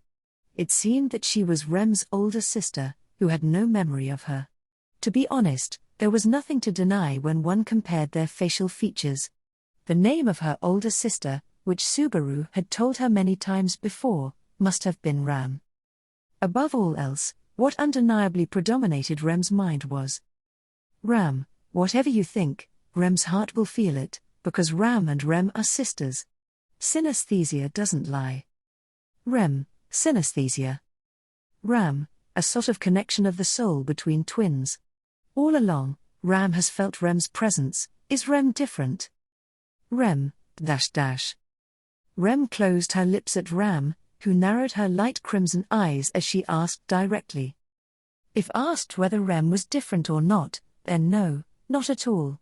While she did not understand well that thing called synesthesia, inside Rem there was a very, very strong sensation that felt different. That was an overwhelming feeling of safety towards Ram, who she was supposedly meeting for the first time. Rem, but I'm afraid. Ram, afraid? Rem, to have such feelings about you, with whom I have only exchanged a few words in a short time. For Rem, who had lost her memory, Subaru and Louis were the only two people who were present at the moment her present self began. Due to the circumstances, she pushed Subaru away and kept Louis by her side at first. After that, Rem got to know the Shadrachian people, Flop and Medium, Priscilla and Katya, and in Rem's own way, she established various relationships with them. Even then, Ram's very existence overtook them all at once, and tried to stand at the top. Rem, that is what I'm afraid of. This inexpressible sense of security, it was the footsteps of the past approaching. It was not that she did not wish to regain her lost memories. But, it also seemed as though many of Rem's problems would surely come back to her with the return of them, but at the same time, she feared that when those footsteps caught up with her, everything would change. If the way you saw, the way you felt, the way you thought, if everything changed. Yes, firmly, intensely Rem shut her eyes and clutched her chest. And there. Ram, yes. What a relief. Rem, huh? An unexpected voice was heard, and Rem opened her tightly shut eyelids to look up. Ram, who was clutching her elbows in front of Rem, stared at her, lowering the corners of her eyes slightly, wondering what she had just said. Ram is thinking the same as Rem. Afraid. Rem, afraid, you mean? Ram, what if Rem naturally accepted synesthesia and jumped into Ram's chest as a given? Yes, Ram was afraid. Rem, .. As she had a tender expression, but spoke about fear, Rem began to understand less how Ram in front of her felt. No, that was not it. Understanding what she did not understand, that was what confused her. Louis, you. Suddenly, instead of Rem, whose eyes were swimming with confusion, it was Louis who groaned as she hugged her around the waist. Louis, glaring at Ram from below, was sensitive to the trembling in Rem's heart and sharpened her gaze as if to scold Ram for causing it. Meeting Louis's gaze, Ram's eyes narrowed slightly. Ram, trying to stand between Ram and Rem? Of all people, you? Louis, you. Ram, so, you're not going to back down. This is complicated, but not unpleasant. Just what history was there between them, that Ram had said such while showing signs that she also knew Louis, then looked into Rem's eyes once again. When their eyes met, she could not separate them from hers. Even though her heart felt like being burned by the intensity of that gaze, her soul was attracted to it. Her anxiety grew stronger and stronger. Just as equally strong as her captivation towards Ram. Feeling it intensely, Rem bit her lip hard. Rem, you certainly must be my older sister. I can believe that without a doubt. It's just. Ram, even if your heart is convinced, your mind is not? Rem, yes. Ram, right, then, that is fine for now. Rem nodded weakly, and Ram closed the distance with another step. Rem's shoulders tensed at the sight of her approaching, and Louis stepped forward to protect her. But Rem gently held Louis's shoulder and said, "It's okay," stopping the gentle little girl. Then, of their own volition, they directed their gazes directly at Ram. With Rem's gaze on her, Ram uncrossed her arms and held out her hand. The hand that was offered by the person whose heart had already recognized her as her sister. Ram, I am Ram. Your older sister, doubtlessly born to love you. Rem, Ram, though, there are other people just as important to this independent older sister of yours too. Rem's eyes widened at the words spoken with such calm and confidence. Then, as the meaning of the words began to sink in, a gasp escaped her lips. Rem just gave a little smile and laughed. Rem, it turns out, you are a frightening person. When I talk to you, I feel like my body just surrenders itself into this sense of security I feel. Ram, it cannot be helped. Ram is the kind of older sister you just want to put all your trust and love in. Rem, yes, Ram Neeson. Ram proudly puffed out her chest, her hand being timidly grasped by Rem, who at last had addressed her in that manner. Upon hearing that, Ram raised her eyebrows slightly. It had taken courage for Rem to address her as such, so that reaction was unexpected. Rem, Ram, as much as doing it like Barusu said annoys me, this sure doesn't feel comfortable. Rem, Ram, nay summer. Rem, huh? With Ram looking sour for an instant then continuing her few words, Rem widened her eyes. In response to Rem's reaction, Ram repeated herself once more, saying the same thing again. Ram, address Ram as nay summer. That feels the most comfortable. Ram, nay summer. Ram, the name is unnecessary. Rem, nay summer. Doing exactly as she was told to, drawing ever closer to what Ram wished to be called, the latter shut her eyes tightly. Then, she pulled Rem's hand, the one she was gripping, towards herself. Rem stumbled around a bit on reflex, but came to have Ram gently catch her body from the front, embracing her. And continuing like that, Ram put her lips to Rem's ear, and Ram, now Ram can clearly feel it. Ram is Rem's nay summer. Rem, I feel it too. Thus, as soon as she was embraced by her arms, what she had been afraid of overflowed from her. What she had dubbed a sense of security was an attraction to her soul, a love for Ram. Firmly, gently it engulfed even Rem, who was supposedly without memories. Ram, as much as it pains Ram to say it, but are you ready for this, Rem? Rem, ready. For what? Ram, ready to go inside. We need to show it off to Barusu, not to mention show it off to Emilia Summer and the others. We need to boast our sisterly love, that will alleviate any lingering worries. Due to Ram's words, Rem closed her eyes. Even now, be it Emilia and everyone else or Subaru as well, how she ought to face them and what expression she should have were questions for which she had not found an answer. But, at the very least, there were no doubts whatsoever about the feeling of Ram being her sister, about her feelings for Ram. Rem, yes, nay summer. Ram, like I thought, perhaps we should put that off until you call Ram that 100 times. Rem, nay summer. Ram, it's a joke. To the nodding Rem, Ram told a joke that had not sounded like a joke. Seeing such mischievous attitude from her sister filled Rem's heart with relief, even if for but a single moment, despite her own self-sense of urgency, despite the fact that they were in a situation that was otherwise a matter of the utmost urgency. Louis, wow, Tilda. Rem, yes, I'm fine. And thank you, Louis-chan, for your concern. Louis, Louis had been standing by Rem's side the whole time, caught in the middle of Rem and Ram's dialogue. Relieving her of her fears with a smile, Rem gently stroked the head of the kind little girl. Then, with Louis in tow, Rem mustered up the courage to line up next to her sister, who had turned around halfway. Without stopping, Ram and her shared glances and nodded, and the two of them reached for the door before them and Rem, pardon us. I could hear you making a lot of noise, even outside. Ram, it was a very Barusu-like yell, like many little animals put together, wasn't it? And so, the sisters both stepped into the cabin their companions were in. Subaru, ha. Feels like a huge weight's been lifted off my shoulders. Keenly sensing that a huge load had disappeared off of his chest, Subaru muttered so.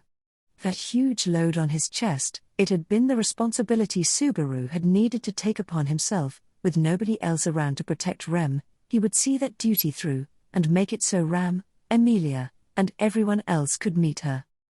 In all honesty, however, upon learning that he had not been present for the reunion of the sisters, Ram and Rem, he had been struck with grief akin to that of the world ending. Subaru, if only I could have presented the two of them lined up side by side, like that. The demeanor of those two, visiting Subaru's cabin together, made him believe that it had at least not gone badly, even if he did not know exactly what sort of exchanges the two sisters had had. Once Subaru grasped this, the frustration he had felt just before vanished, and a sense of relief washed over him. Finally, he had made it so that Rem and Ram could meet.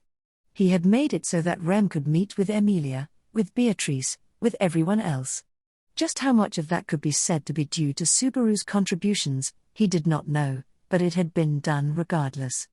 That Subaru himself had also been able to meet up with Emilia and the gang, was a matter of great celebration. Subaru, although, I'm still small, and Rem's memories aren't back yet. However, he could sense that the seeds of hope were budding. As far as the matter of Subaru's size went, it could be said that a way for it to be resolved could be seen in the near future, and assuredly, he would be able to find a way to restore Rem's memories. So, what came next was, Beatrice, is it really all right if you don't have Betty with you, in fact? Subaru, no, I'm not that composed at all, but that guy won't show his face with you around, Biko, so indulge my selfishness for just a while. Beatrice, if anything happens, call for Betty right away, I suppose. Betty will come rushing with a Zyum, in fact. Subaru, I'll be counting on you. Until the very end, Beatrice wanted to avoid letting go of Subaru's hand. The deeply considerate girl tenderly detached her hand, once Emilia and everyone else reluctantly parted with him and exited the cabin. Subaru was left with nobody else in the cabin, filled with silence. Once the factors for it having been so lively up until this point had all left the cabin, Subaru was instantly overwhelmed by a myriad of misgivings. The retreat from the imperial capital, on how large of a scale had it been undertaken? Had the origin of that horde of zombies been grasped? Was the relationship between the imperial army and the rebels improving? For what reason had Emilia and the others purposely only touched upon nothing but upbeat topics? What was the answer for Tanza's somber expression? And, the events that had occurred just before, when Subaru had gone unconscious, how had they concluded? Subaru, even if you don't answer everything, can you at least answer around half of them? That would depend on how much you are willing to compromise. In the sleeping quarters bereft of people, Subaru's words, spoken as he raised his upper body from the bed, were answered by a figure that had likely been waiting for everyone to finish leaving. There was the sound of shoes stepping firmly, leisurely, on the floor in a dignified manner, punctuated by a posture which lacked any hesitation to make their presence known to those in the environs. Their deportment, the keen glint of their eyes, none of it deviated from his memory. And yet, they were markedly different in some way. That person, that black-haired man, Subaru fixedly stared at his handsome looks. And then, how eloquently shall you speak, Natsuki Subaru? O stargazer of the Dragon Kingdom. And thus, his black eyes pregnant with hostility, Vincent Volakia inquired so of Natsuki Subaru. Arc 8, Chapter 11, Shut the hell up? Are you going to see him, Abel-san? Stopping at the call from his side, Vincent turned around. Multiple carriages were coupled to one another, treated as a single long dragon carriage, which allowed the divine protection of the multiple ground dragons to be applied to its entirety. Vincent batted one eye shut, upon witnessing a familiar blue-haired girl standing at the juncture he had crossed over. Thinking back, it had been a long time since he had last exchanged words with her in this way. Vincent, have the uninvited guests from the kingdom achieved their purpose? Blue-haired girl, their purpose is not me, but... Vincent, cease. Do not take up my time with nonsense that even you do not fully believe. Time is precious. Especially under the current circumstances. As you understand. Blue-haired girl, ..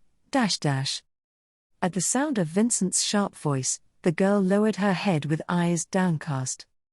However, she quickly raised it again, adopting Vincent's notion of time being limited.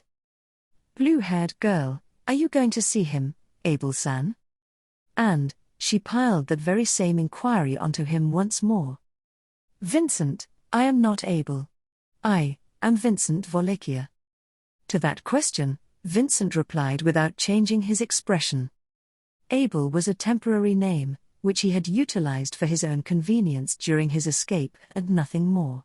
He had taken it from Abelux, his family name from the time before his ascension to emperor, a name he held no particular attachment to, but his displeasure towards being called that was stronger, right now.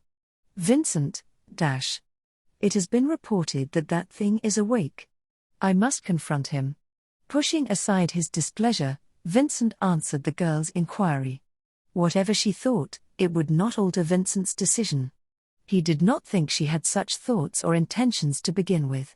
Protected, displaced, distressed, and after a long period of time, she would come to a natural conclusion. Like many others, she was merely a single ordinary person. Ergo, Vincent attempted to cut that dialogue short. However, blue-haired girl, he is not your enemy, Abel-san. Vincent, what? Upon receiving a reply from the girl he had expected to remain silent and downcast, a reply with contents contrary to his expectations, Vincent furrowed his brow. The girl thus glared at Vincent, her pale blue eyes containing a definite purpose. There was a light that, as of their parting, had not dwelled in them. Timidly yet boldly it penetrated Vincent, as if trying to intimidate him. Vincent, .. I am Vincent Volikia. There shall not be a third time. Blue-haired girl, I am sorry. But I do not have my memories, so I do not know much about His Excellency, Emperor Vincent. So there is nothing I can say to him. Vincent, .. Blue-haired girl, he is not your enemy, Abel-san. Without once averting her gaze, the girl yet again emphasized so. Vincent had a good understanding of her based on the abilities she possessed. She was the reins with which to control Natsuki Subaru, and a valuable user of healing magic. Supposing that she had taken that self-assured stance against Vincent while being aware of her own position, he would be compelled to do nothing but dub her as possessing considerable mettle. Yet, that did not seem to be the case. And thus, Vincent, what did you say your name was? Blue-haired girl, it's Rem. At least now I can definitively answer that. Vincent, the girl who has no memories, making a declaration? Rem, it's strange, even though my heart and my mind don't remember, there are things that your surroundings can teach you. I know that I'm Rem, thanks to someone who kept telling me that all this time. Whether it was gratitude or exasperation, the girl, Rem herself did not comprehend which of the two her way of speaking was conveying.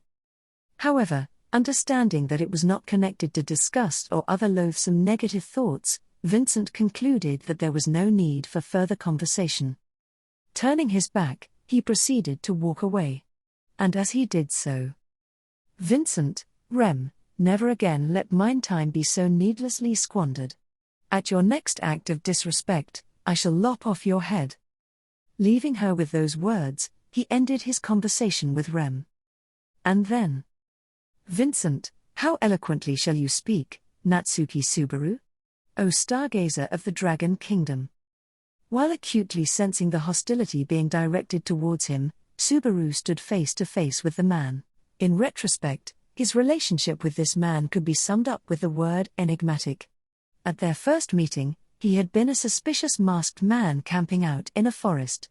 On that occasion, he had been frantically searching for Rem and Louis, whom he had lost sight of, hence why he had not been desperate to probe deeper into that matter, but the man was far from just being a suspicious person.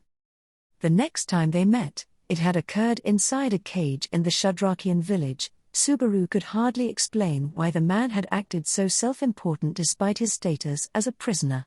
He would rather that there had been some means of escape, because after that he was made to take part in the lifeblood ritual, in which he had acted without a plan. Thereafter, his help in retrieving Rem notwithstanding, he had come to part with Subaru on one occasion. However, he had known that Subaru's group would have no option but to return. Not informing them of those circumstances had been a show of his underhandedness. Immediately after, he had fully cooperated with Subaru's plan to capture the fortress city of Garel. As the dancers that went by Natsumi Schwartz, Bianca, and Fiora, they entered the enemy's stronghold together. There were doubts regarding his unusual relationship with Priscilla, and after, in the Demon City, he was courted by Yorna, and without hesitation, he declared that Louis should not be allowed to live. Thus was their relationship upon parting ways. And even then, once Subaru had escaped from the Gladiator Island, and once he heard of the situation enveloping the Empire at large, he had held full conviction that said situation had been instigated by that man, the Emperor who had been ousted from his throne. Abandoning the imperial capital of Lupagana, he took command of the great number of people making their retreat, of the great number of people evacuating the imperial capital. And once more, leading the people of the empire as the one at their apex, the one regarded as the wisest emperor. Subaru, it's an honor to have Vincent Volakia-san come and visit me. You arrived at just the right time. Can you peel me an upper? Vincent, do not play games with me. In the first place, I am not one to do the likes of peeling fruit. Where are the apar, even? Subaru, where are? At the question of the man who had set foot into the sleeping quarters, approaching him, Subaru's gaze turned to the side. Even in another world, it was standard practice for fruit to be brought when visiting someone injured or ill. It was perhaps a bit of a cliché in situations of the sort. For that reason, there was a basket of apar next to his bed. Naturally, his conversational partner should have been able to see it as well. Subaru, in that basket of fruits there. The red ones, don't they look delicious or what? Vincent, fool, are you duping me? Apar are fruits of white color. Subaru, well, they're white inside once you've peeled them, but... Wait, this conversation, I think I recall having this very exchange, stored way back in the recesses of my memories. Memories of it were rather faint, but he had the feeling he'd once had the same conversation quite some time prior. The details of whom he had been talking to at the time could not be recalled, but he did have the memory of getting the same impression he was getting now, that those of nobility had reached an extreme to this point. Either way. Subaru, I guess there are things you don't know either. How unexpected. With that not at all tense preface to their first mutual exchange of words in a while, feeling like they had not started off badly, Subaru stated so. At Subaru's words, the man, Abel, extended a hand to the basket and split an upper in half with the knife left there. Naturally, a cross-section of its white insides was exposed. Subaru, .. Laying eyes upon that undeniable result, did he have the mind to admit what was actually factual in their previous exchange? Abel put down the knife, and, leaving the fruit split in half in the basket, turned to Subaru, moistening those sable eyes of his still, was unmistakable hostility. Subaru, no way, you're mad at me for embarrassing you about the color of an upper? You're the one who's called me something weird just now. Vincent, stargazer of the Dragon Kingdom, it was. Subaru, that was it. One more time being made aware of how he had been referred to, Subaru frowned, as he had no idea what he was on about. That term was not one he had no recollection of. If he was not mistaken, from what he had heard, it was something like a term that referred to the fortune-tellers that accompanied the emperor closely, in the empire. Very much like the dragon history stone, the kingdom of Lagunika's tablet of prophecies, they were an existence that spoke of the future. Subaru, no, feels like you spoke of it in a way even worse than that. You put it like it's like peeping into the near future. Vincent, I recognize it as such, without a doubt. That is how I perceive those things. Subaru, if that's the case, you spoke of me as if I'm a peeping Tom just now, are you aware of that? If times had not changed, would it not be that by normal standards, he would have the right to cut Abel down for the affront? Or, To put it into modern terms Subaru was aware of, he was prepared to fight for defamation of character in a civil court. However, faced with Subaru's reply, Abel's countenance did not waver in the slightest. Those black eyes of his, the same color as Subaru's own, but distinct in their depth, told Subaru that he had no intent to play along. Of course, Subaru did not intend to mess about either. Vincent, just how much have you grasped? Subaru, how much have I grasped, about the current situation? If that's what you mean, I wasn't told many of the details. Emilia and everyone were all worried about me right after I woke up. But I know we're in the middle of evacuating. Vincent, Subaru, the civil war has stopped for the time being, everyone's fleeing from the imperial capital right now. Though you'd think it would be hella chaotic, it doesn't seem like it's turned into a huge uproar. The dragon carriages moved unceasingly, the night view outside the window shifted at a slow pace, but with the divine protection of wind evasion shielding them from the vibration and the howling of the wind, all was quiet. One would think that the very quietude in the passenger cars of the dragon carriages as quite loud, but that the dragon carriages had not halted their march even once was evidence that no major troubles had popped up. And that was in spite of the fact that a considerable number of people, most likely in the hundreds of thousands, were being transported. Subaru, the 9 divine generals and whatnot probably served as a unifying force, but that alone wouldn't be enough. As I thought, you're quite the big deal, man.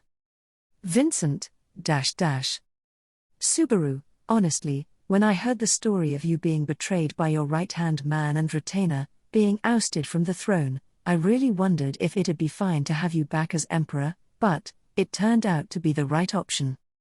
Leadership and charisma, those were the so-called qualities of those standing above others. These qualities were not simply the result of outstanding ability, and they could probably be acquired through blood, sweat and tears, but the people who had these traits from birth were not few in number. The royals of each country, the heads of many an organization, were such cases. In that sense, Abel, who had had something to fall back on in times of emergency, still held the potential to be followed, to be looked up to by those around him. Subaru, it annoys me that rather than being on the fence about it, I was leaning more towards believing it. But I was right, you are the emperor. Vincent, is that as per your expectations as well? Subaru, huh? A quiet voice, however, it had certainly been laced with emotion. As it seemed way out of left field, Subaru's brain refused to comprehend it. As a result, Subaru did not dodge the hand that thus was extended, his forehead being pushed down onto the bed, his body following suit. And, before he could raise an objection as to what the hell was going on, he perceived the sensation of something sharp against his throat, which he immediately realized to be the tip of the paring knife with which the upper had just been split. He had made that realization, yet he knew not the intent behind it. He knew not the meaning of Abel clasping that knife, and turning it towards Subaru in that manner, directing his hostility at him, nay, directing his hatred, the same hatred his voice was rife with. Subaru, From near proximity, within breathing distance of one another, Subaru and Abel shared mutual glares. If Subaru were to carelessly raise his voice in a call for help at this juncture, Abel would not hesitate in slitting Subaru's throat with the knife. But conversely, that Abel was not doing so at once was because he had no reason to. Subaru, what do you want? HK. Vincent, that ought to be mine question, what are your plans? To what extent exactly have you seen the current course of events unfold? Is everything up to this point in accordance with the picture you have painted? Subaru, I told you already. I told you, I don't know what you're talking about. What am I scheming? Vincent, why did you leave me behind, and not Chaisha? In comparison to the blade at his throat, the tone of his voice cut by far and away more deeply. It silenced Subaru, and Abel's hand shook, trembled while gripping the knife. As Abel gritted his teeth, as he glowered at Subaru from point-blank range, having asserted so. That was not something Subaru was able to comprehend immediately. Subaru, Abel. Vincent Wallachia. Subaru, Vincent, I am no Abel. I am none other than the 77th Emperor of the Wallachian Empire, Vincent Wallachia. That is the course you have desired, is it not? Declaring such as if he were wringing the words out of himself, Abel, nay, Vincent, gave his name with a hint of annoyance. Not quite understanding the meaning of that attitude of his, an attitude as if he were cursing himself for giving his name as such, Subaru knitted his brows. Because, of course he would. Subaru, you went to war so you could reclaim that name, and that crown, didn't you? Vincent, incorrect. I was striving to fulfill my duty as emperor. The covenant with the people of Shudrak, the fall of the fortress city, the negotiations with Yorna Mishigya, and the provocation of civil war were all for that purpose. Subaru, your duty, as emperor. Vincent, while on the throne, Vincent Wallachia will be killed. With that as the starting point, the great disaster will attempt to destroy the empire, the means to oppose it being left behind by Vincent Wallachia. That is my duty. Subaru, ha. As Vincent enumerated the particulars of his undertaking to him for the first time, Subaru exhaled a hoarse breath. That expression, great disaster, was one unfamiliar to Subaru's ears, but what astonished Subaru even more than that was the very way Vincent had recited it all. Per his words, upon the demise of Vincent Wallachia, the great disaster would commence. Then, he had also stated that he would leave behind the means with which to oppose that great disaster. Rather than searching for those means, he would leave them behind. From how he had spoken, it was just as if. Subaru, the way you spoke. It's kinda like you knew you were going to die. While firmly sensing the cold tip of death trained on the neck, Subaru muttered, with death perhaps creeping closer to Subaru. Before him, Vincent's sable eyes wavered with uncertainty. The vast expanse that laid beyond their jet-black coloration, he had a hunch on its true identity. 'Twas resignation, adorned with the will to resist. Vincent, indeed. I have made mine demise a part of my plans. I left behind plans to ensure that the Wallachian Empire would not fall to ruin, even with mine passing. And thus, none other than Vincent himself confirmed his intuition as correct. The very next instant, Subaru's mind was stained red, and his emotions burst out. Subaru, you bastard, stop goddamn screwing around. Teeth bared and eyes flaring up in anger, Subaru gave Vincent, no, the cowardly bastard before him the death stare, bellowing out.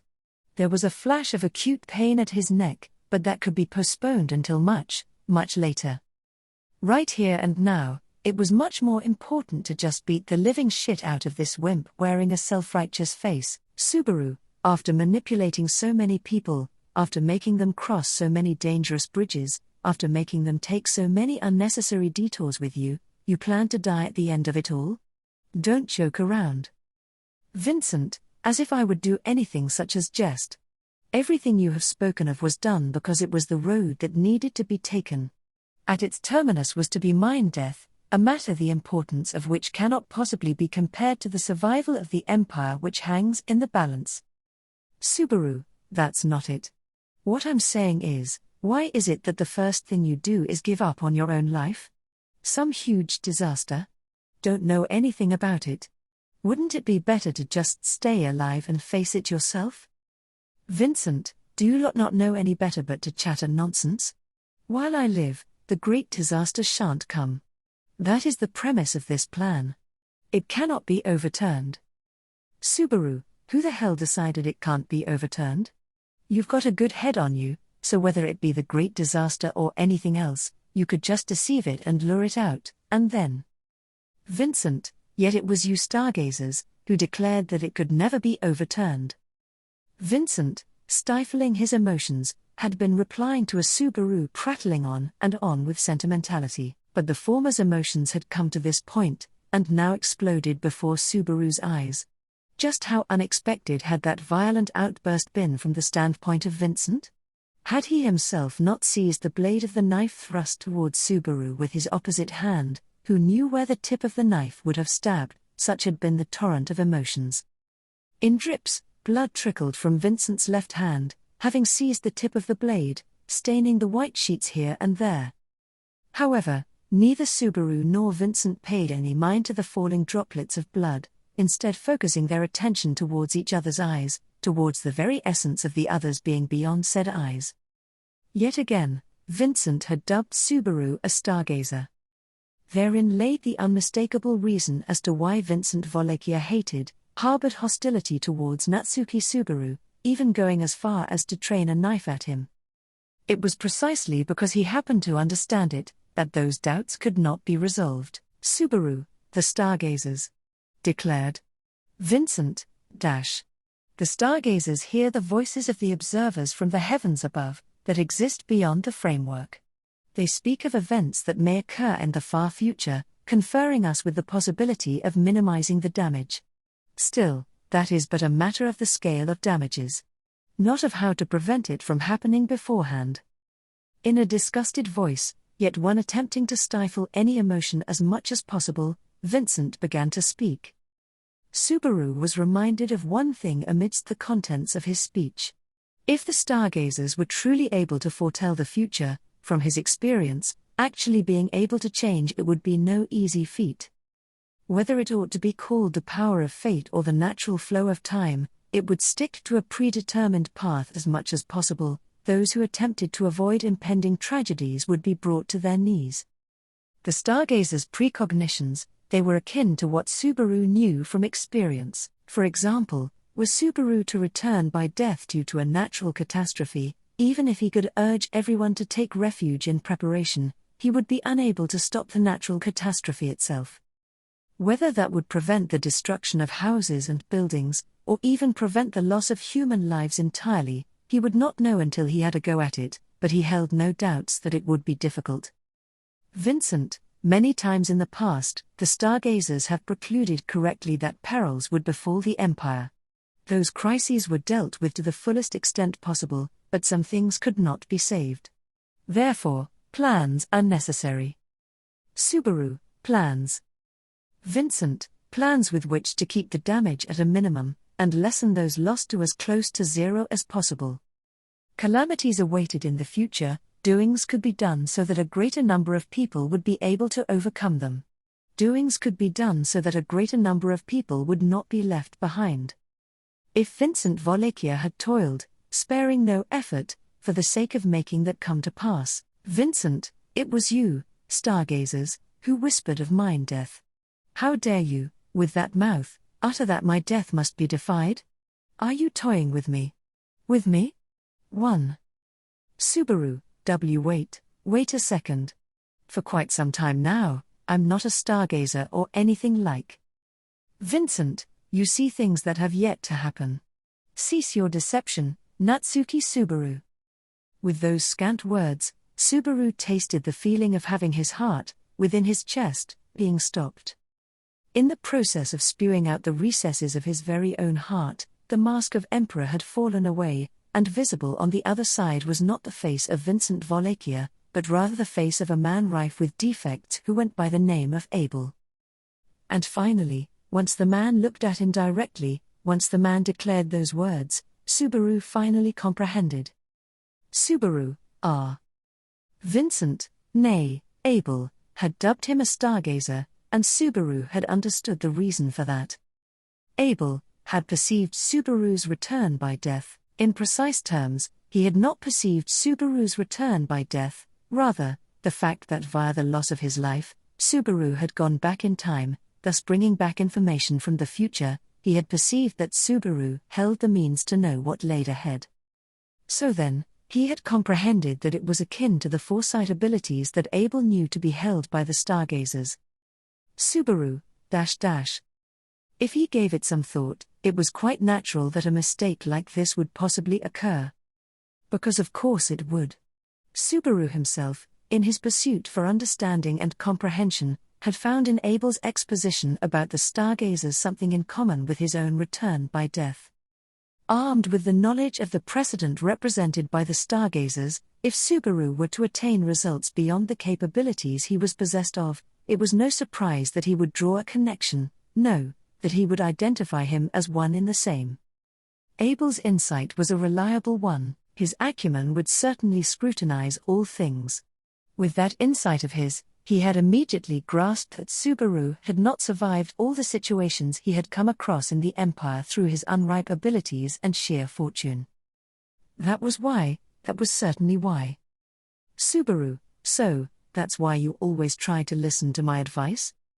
If Abel interpreted Subaru's advice as a proposal that came as the result of selecting the most optimal move via seeing the future, then no matter how idiotic the proposal may have sounded to the ears, he would be unable to flat-out discard it. The refusal of allowing the Shadrachian village to go up in flames, the cross-dressing performed with the purpose of capturing the fortress city, the voyage to the demon city of Chaos Flame, the negotiations with Yorna, all of those had been so. Abel had always explored the possibility of actualizing Subaru's proposals, earnestly scrutinizing them. In this manner, Abel had attempted to drag Subaru, who he thought to be a stargazer, into the struggle for the Empire's survival, employing him as a pawn on the board. After he himself was lost, Subaru would be another one of the means of opposition. Despite this, Vincent, you left me behind, not Chaisha. Subaru, Vincent, Natsuki Subaru, you are a banal human being. In a form different from the one just prior, the timbre of that voice was devoid of sentiment. There was no attempt to repress emotions. If there indeed was such an attempt, those very real emotions would still eke out, able to be heard in their venture to appeal outwards. Yet nothing was heard. They were not being repressed, those emotions had died. And with that tone of voice killed of emotions, Abel let loose words bereft of hue towards Subaru. Vincent, a naive, green, immature human being, holding on to plenty of bitterness. Neither do you possess virtue worthy of mention, nor do you possess viciousness worthy of mention. With neither of these, you would have accomplished nothing, and died an ordinary man. Subaru's characterization, spoken so matter-of-factly, left absolutely no room for retort. As per Abel's pertinent judgment, Subaru could not become anyone special. Even immersed in the lack of maturity of his body and mind, with his spirit returned to the days when he had believed himself to be a child prodigy, he also knew what he would eventually be in the future to come, a half-baked human being. But, Vincent, you have been bestowed with an opportunity to surpass banal, ordinary men. By making perfect use of it, you have survived till this day. You have not been banal, you have not been an ordinary person, you have no strong disposition toward either virtue or viciousness. Subaru, Abel. Vincent, you are a banal human being. If so, why? Firmly, potently, Abel tightly gritted his teeth, looking at Subaru. He cast away his expression, his nobleness and his graciousness, his composure and his self-confidence and everything entirely, bearing the true face visible behind the mask of emperor that had been stripped away, his voice quivering. And with that quivering voice as it had been, with that trembling voice as it was, he exclaimed, Vincent, why did you leave me behind, Natsuki Subaru? Subaru, Vincent, you have no bond to this empire, nor any obligations. You could have been content with protecting the many you have come to know till this day, and nothing more. For what reason did you save me? For what reason did you think to try and save me, a man who does not get along with you? Subaru, Vincent, why? HK. Due to his extreme emotions, his hoarse voice conveyed just how monumental was Abel's desire to pose that inquiry of why. With more and more strength he grasped the blade of the knife, digging even deeper into his hand. More and more intense grew the flow of blood, so painful to gaze at that Subaru instantaneously attempted to release Abel's grip on the knife and staunch the hemorrhage. However, Vincent, do not touch me. Subaru, arg. His hand was violently swatted away, and instantaneously becoming aware of pain in the hand he had outstretched, Subaru produced a grimace. Upon taking a look, Subaru saw that the knife within the hand of that strikingly different Abel had slashed his own hand, and drop by drop blood was trickling from it as well. In the space between the two confronting one another, the sheets became increasingly sullied by their blood that went on dripping away without efforts to stop it. And thus, in that manner, paying no heed to the blood flowing out of them, to the soiled sheets and floor. Vincent, just now, when you reached out your hand to lend help, you did it again. That is what is most baffling, and what is most incompatible with me, in your way of being. Subaru, Vincent, every so often you leave it all to the emotions you feel at the moment, punting to the wayside all beliefs and ideas you have felt until then. You do not follow what you have decided upon, easily reversing whatever course you have concluded that you ought to be taking. You are unable to categorize what ought be saved or not, reaching out your hand indiscriminately, Subaru, His blood oozing out, faced with the glaring Abel's insight and words, Subaru gulped down a breath. Even the pain of the bleeding wound grew distant, with Subaru's thoughts freezing over. Because what Abel had stated just now held the exact same meaning as what had tormented Subaru in a recent occasion. Todd, but you were willing to choose whether to save Katya or not, right? Subaru, Before he had regained consciousness, before he had even lost it, those had been the words hurled towards him.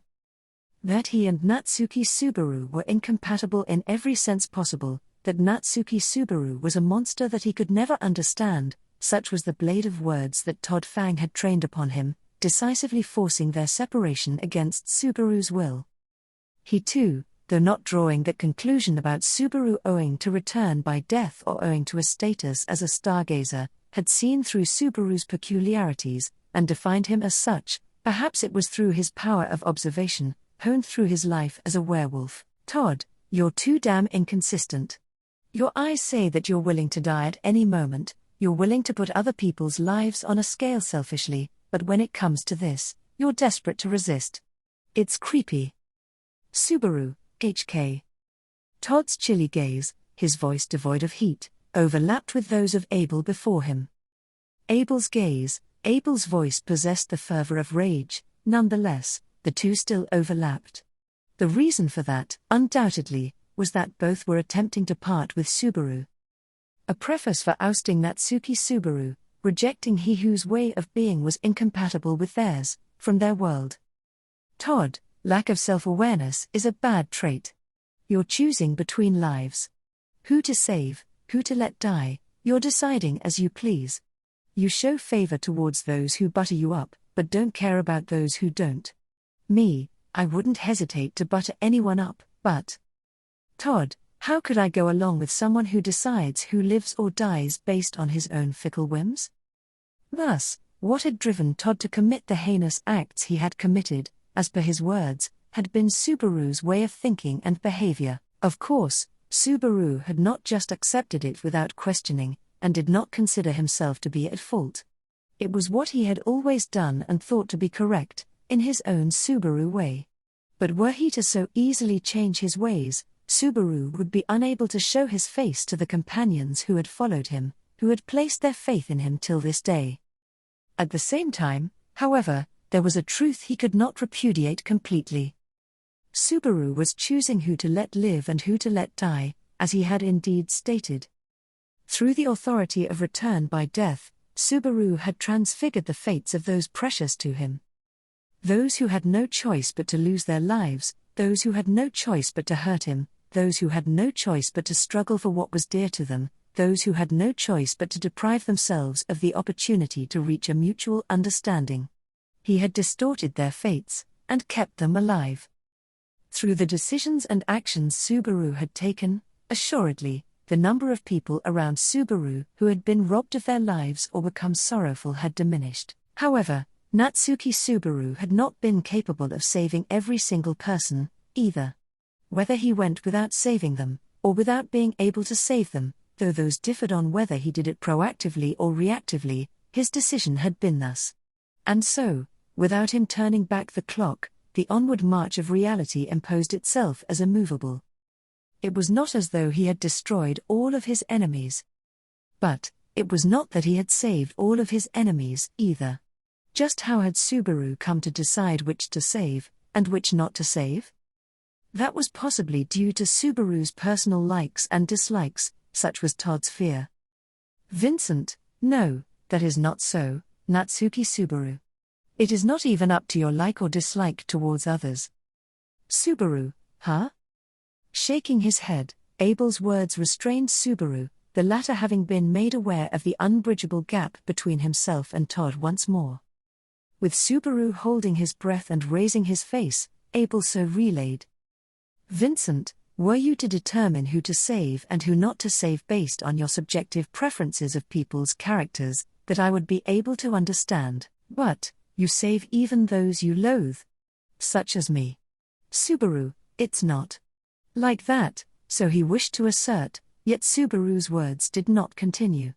Whether Subaru hated Abel enough to abandon him at the 11th hour was something he would only understand were he to do some deep introspection, but it was true that he had reached out his hand to someone he loathed.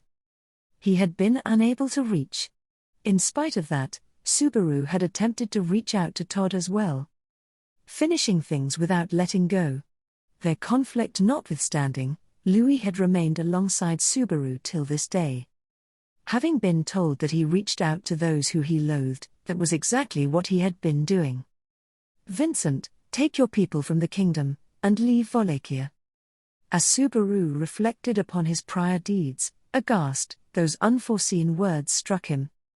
Slowly raising his eyes, he came to lay them upon Abel, who had returned the knife his hand had been holding to the basket of fruits, that wrathful hue erased from his countenance, weaving words in tandem with what had been his facial expression until then. He, towards a Subaru astonished at the change in demeanor and at the content of the words thrown at him, resumed.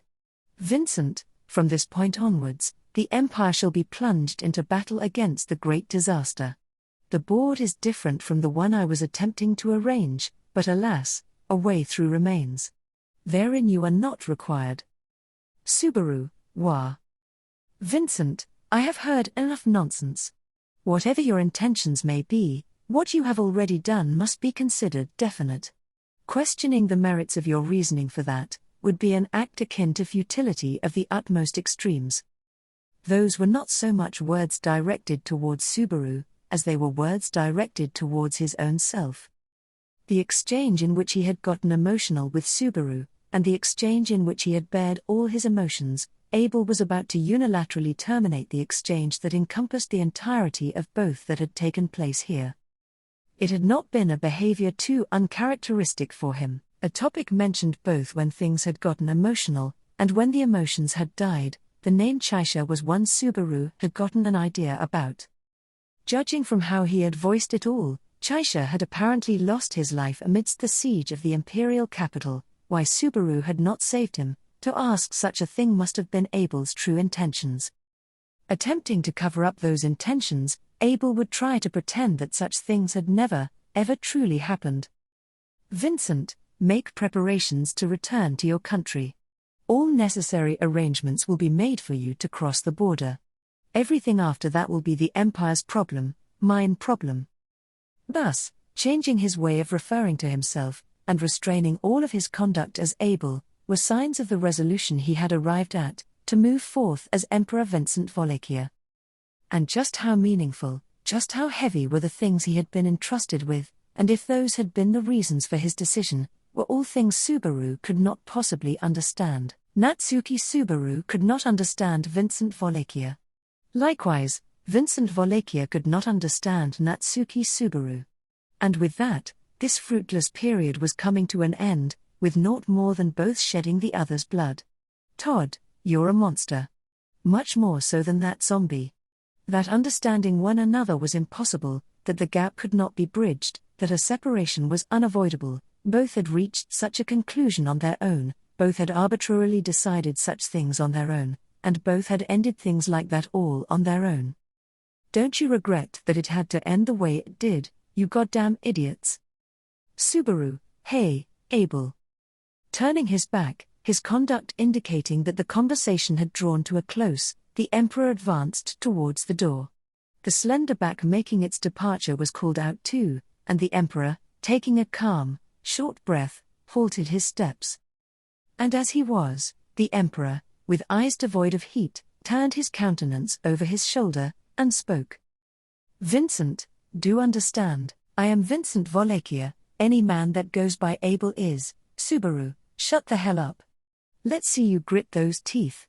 Making use of the bouncy springs of the bed and blasting off, Subaru at last charged towards that face.